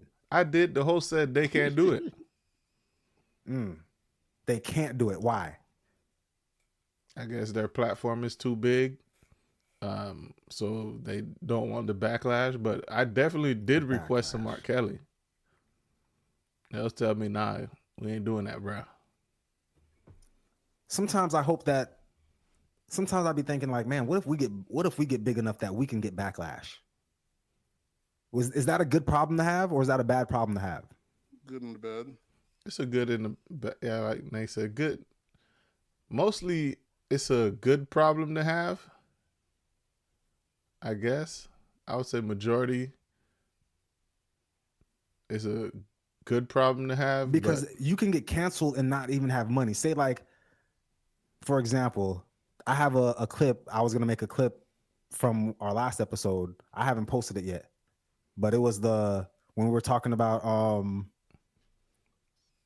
Jesus and the bitches. oh, post that shit, nigga. That shit is hilarious. Yeah, it is hilarious. Very hilarious. Post that shit. What you I didn't make it yet, but I was like, yeah, you know what? But I was like, we're not at that level where we can get canceled, or people can look at something and be angry about it, and something like you could be angry about it, but ain't shit gonna happen to us. We're not there yet. It depends. You know, you work. If you got a job, the way these you don't forget how cutthroat these people are. Oh yeah, just true. throwing people up. They hitting your employers. You know what I'm saying? Free speech is never been less free nowadays. That's why people are walking on glass edge. A lot of motherfuckers are conforming and shit like that because you know what I'm saying, or just stay offline because that's the world we live in nowadays. You know what I'm saying? You got to keep that shit to yourself. What the hell did we say about Jesus and bitches? Oh, yeah, I remember now. It was mostly you though. It wasn't. For sure. I'm a good Christian man, bro. Why would I?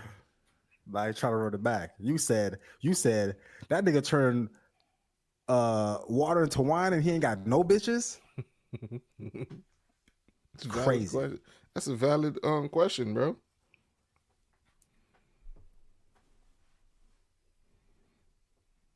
Either way, what else we got? We got Carmelo Anthony believes that the Nuggets gave Nick the Joker number 15 jersey as a petty maneuver to erase Melo's accomplishments.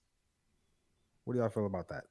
That's the thing, but Melo wore number 15 in the Nuggets for his first, when he got drafted into the league. That's the thing. Like, what's the accomplishments? Scoring title. I mean, he don't got no playoff ring. game. Mm-hmm. What's the accomplishments?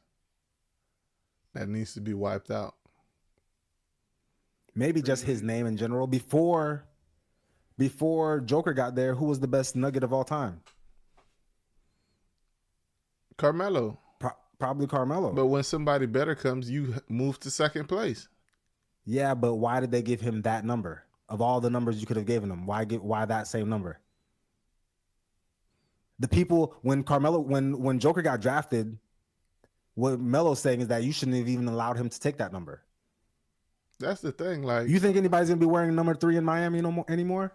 no, because they're gonna retire the jersey number. But Melo was still playing, and somebody new come along and takes the number 15 that's not retired. They don't. It could have been. They could have gave that number 15 to like a shitty basketball player. He wouldn't have complained about it then. He's complaining about it because he know the guy has more accomplishments than him and that number for that team.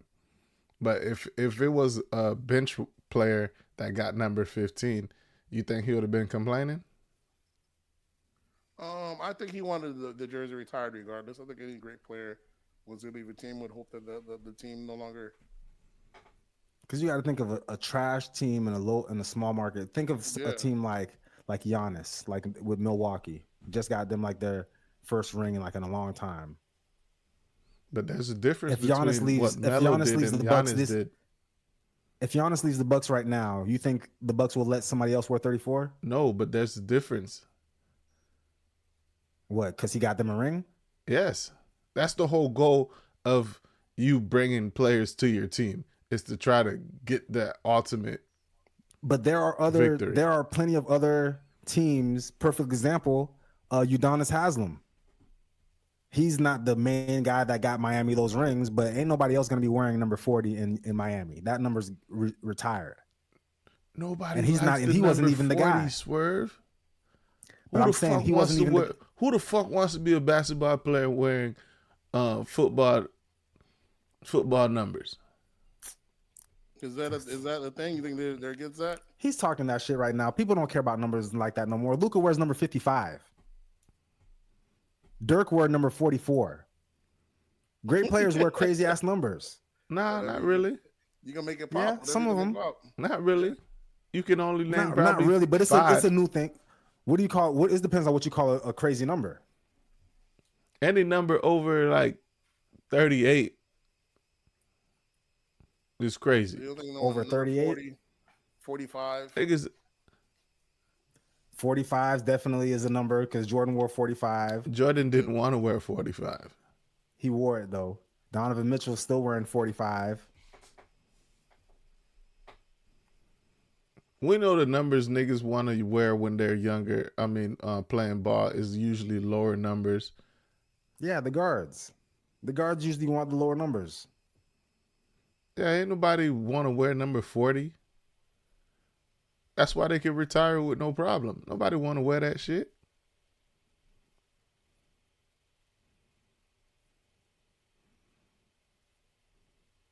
And it's just an 40, honorable thing what Miami's doing for UD.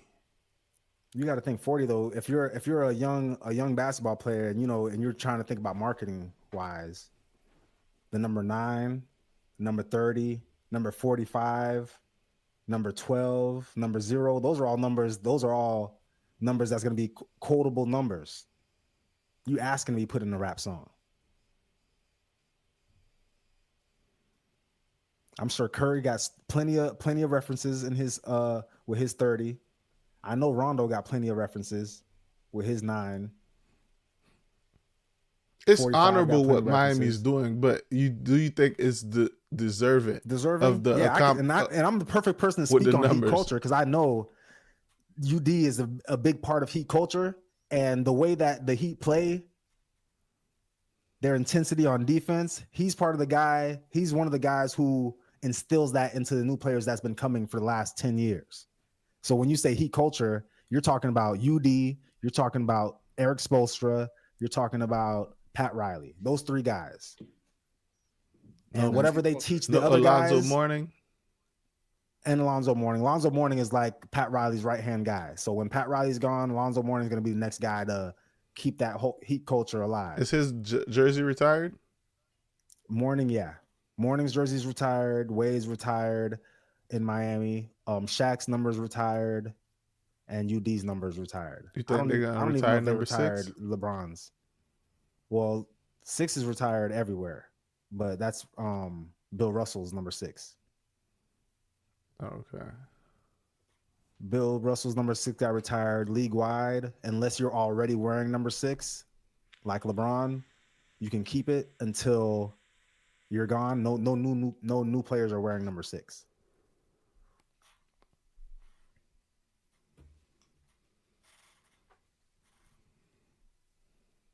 They're like, I understand number 6, yeah, great number, but we got the GOAT right now wearing number 6. We can't make him take off that jersey number.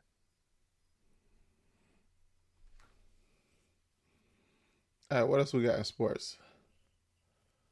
I think I put this on there like 2 weeks ago, but I guess the Newport Beach Police Department has confirmed that Josh Giddey's case is officially closed due to lack of corroborating evidence. So Josh Giddey, he's the one that was fucking like the 17-year-old white boy old that plays for OKC. He was the one like fucking the 17-year-old, and it came out, and of course he got white privilege. So no, it's not white privilege. It just says the white people they stuck to the code. So did what's name's girlfriend, mom, and what's name? They stuck to the code.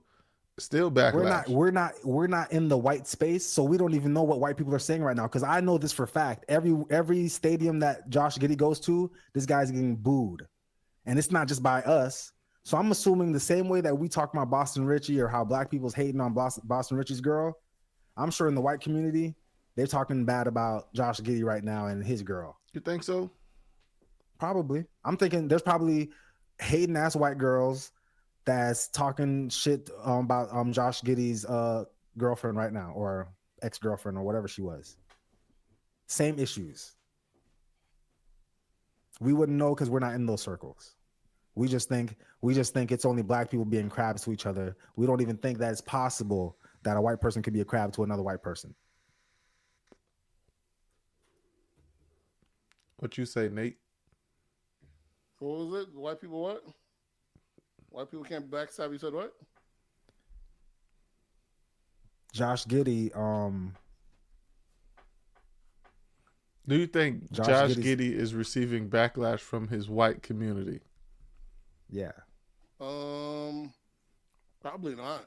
The same way that Boston Richey is getting backlash from his black community. We should hold them accountable. The league, you know what I'm saying? When it's any other black players, we already know it's a different outcome. Yeah, but they're saying that it's confirmed. Josh Giddey's case was officially closed. So if it's closed, if the police investigation is closed, you think the NBA should still keep on doing their own investigation? That's the thing. Like, why the fuck is there a case? Who? Yeah, there's no case. There is no case no more because there's no.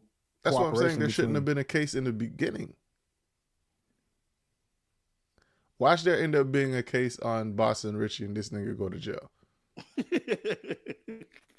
That's what I mean. Like, there shouldn't be a case for shit that ain't bothering people, bro. Oh no, that's not how it works. Because that ain't how it works. Yeah. Yeah, because you could just be doing illegal shit, and just because nobody has reported it, you can go around raping people, and just because they're not reporting it, you're like, it was fine. See, but we're witnessing rape. That's extreme. But we're talking about a consenting person and their parents consenting. From what I understand about consent is that at a certain age you can't consent.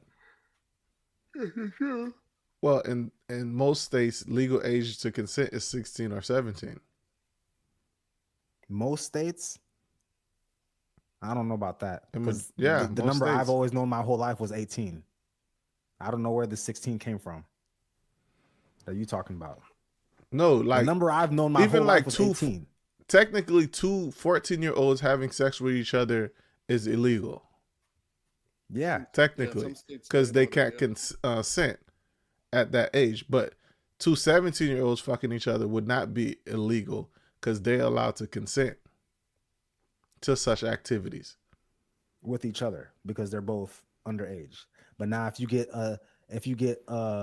in a state where the age is 18, now if you get a 19-year-old and a 17-year-old, you can pull charges on that 19-year-old. That's crazy though. Why? There's a cutoff point. There's a cutoff point, and you're on the wrong side of the cutoff point. See, Swerve, with this logic. Would you say logic? Swerve gets it. What was it? No, don't worry about it. No, you good, Playboy. Don't worry about that, Playboy. All right, what else y'all niggas got? That's it. Anything That's else all for we this got week? Y'all Yeah, I got think any that's all we got for this recommendations? week. Recommendations? My recommendation is gonna be True Detectives. True Detectives? Yeah, the new season just dropped on HBO Max. Yeah, I'm gonna go True Detectives. Fire. They're like on season 4 now. Every season is different. No different detectives. Are the writers no longer on strike? Because I see a lot of shows coming back. Is the I'm writer's not strike sure. over? Maybe I did hear something about a writer's strike being over. Because I see like They all go into it. 911 is coming back. All those shows that were on like a year hiatus from the writer's block are all coming back now. So I'm assuming this shit's over. I know a lot of shows got canceled. A lot of black shows too. What about Swerve? You got any recommendations? Recommendation. No, I ain't got no recommendation. Do I have recommendation? No, I don't. True Detective is a good show. Yeah, I did. I definitely watched the first season of True Detective, and that was good. I think I watched the second season too, and it wasn't as good. I like it. Third though. season. With Vince Vaughn. The second one Mm-hmm. wasn't the second one with With comedian Vince Vaughn. the Irish dude. Yeah, Vince Vaughn and I know you're talking about the Irish dude. Yeah, you don't know he's Irish though, but yeah, them two. Yeah. It's a little slower than the first one. I mean, the first one was a slow burn, but it was solid. That one is a little bit faster, and I felt like he was like 2 other no names. Maybe that was the issue, but I like it though. At some point, third season is a Mashal Ali. Yeah. So, and this fourth season, I don't know who's in. It's leading 2 women. So You ain't She'll see watching it, that shit, huh? we're gonna see if it's any good. You know, if they just give it a Red Pill Nate. Yeah, let's see if they just give us a Red piece Pill of Nate. shows or it's actually gonna be fire. Why do people just think women suck at everything? It's not that women, Or is it they just not? What are women better at than men? Carrying babies. giving birth? That's it. Tennis? Not tennis. No, it's not. I don't think so. I don't think any sport. When it comes to physical, no, I don't think there's any. Gymnastics? I don't think so. Yeah, they kill it. Gymnastic might be the only one. Maybe. Okay. There's plenty. There's a few. We just named them: giving birth and gymnastics. Gymnastics. If we have to think School this also hard, that. it's because there's none, bro. It shouldn't be that hard. Pause. I was thinking about the question because I remember somebody was asking Gilbert Arenas who would win the best 10 male shooters versus the 10 best female shooters, WNBA shooters, like a 3-point contest. Because somebody said that the women shooters are better than the men shooters. I think this happened though. I think a college coach asked a college coach. He asked the NBA players, or something like a college basketball team, asked the WNBA players for like a game or some shit like that. They put this up to rest and they beat the WN players, ain't it? A college team, a female college team, like a high school basketball team completely obliterated a pro female team. That I was could see that. That was 14-year-old boys playing against the national soccer team That's what it was. Some and shit got like that. Yeah, obliterated. someone But did it. the other sports, like they tried to do the high school basketball team versus the WNBA team, but They the wouldn't even- WNBA team didn't want no smoke. Yeah. See? Because that wouldn't look good on them. Because they probably lose. Ain't no problem. You don't want to see though. that. I'm gonna say they probably lose. I'll bet every last penny I own that them high school basketball teams fuck them chicks up. It would have to be a good high school. It would have to be a good basketball team, not just They're talking about like a state championship basketball team. Oh yeah, state championship. Like You talking versus like the Sierra NBA Canyon? WNBA championship team. Like a Sierra Canyon versus a WNBA team? A WNBA championship team. Championship team. It doesn't Basics. matter. No, it matters because them championship. If it has teams are stacked. WNBA in front of it, I'm going with the high school basketball team. Boy, it's just genetics, bro. Niggas is dunking in fucking middle school, Swerve. There's girls out here dunking now. I'm seeing like highlights of like these. Okay, I know, but still, they're not dunking like that. But they can dunk. They jump high enough to dunk. All it is 2 points. 2 points is 2 points. You can make a layup or you could dunk, whatever. 2 points is 2 points. Which team you think is gonna be faster? I think the guys are gonna be faster for sure. Which team you think gonna be stronger? That it probably depends. I don't know. I gotta see the team. I gotta see the guys because some of these girls are pretty big. They got 200-pounders on their team. I don't know. Some of these boys are not even. Some of these guys are not even 200. You think these high school teams got 200-pounders on their team? They don't need them for what? You think a 150-pound male versus a 200-pound woman? Who you think's winning that combat? If you put what's the Australian girl's name? You know who I'm talking about, big light skin. Yeah. Liz Cambage. You put her in the post against a kid 145 pounds, barbecue chicken. I don't think so. He barbecue chicken. Not if he's her height. He's not gonna be her height. Why not? You seen how tall these kids coming out of high school? Okay, like he might be her height. 6'8". She got the elite footwork. Sometimes footwork is enough. How much you want to bet? Would you bet? As Zebo, would you put your money on it though? I'm gonna put my money on the guys. I'm just saying it's not gonna be as close. You don't say like act like these girls are gonna get washed. Like it's gonna be easy. It might be easy. Never mind. 10-2. What you mean, the score? Yeah. If the game was to 10-2. If it's to 20, it's probably gonna be like 23.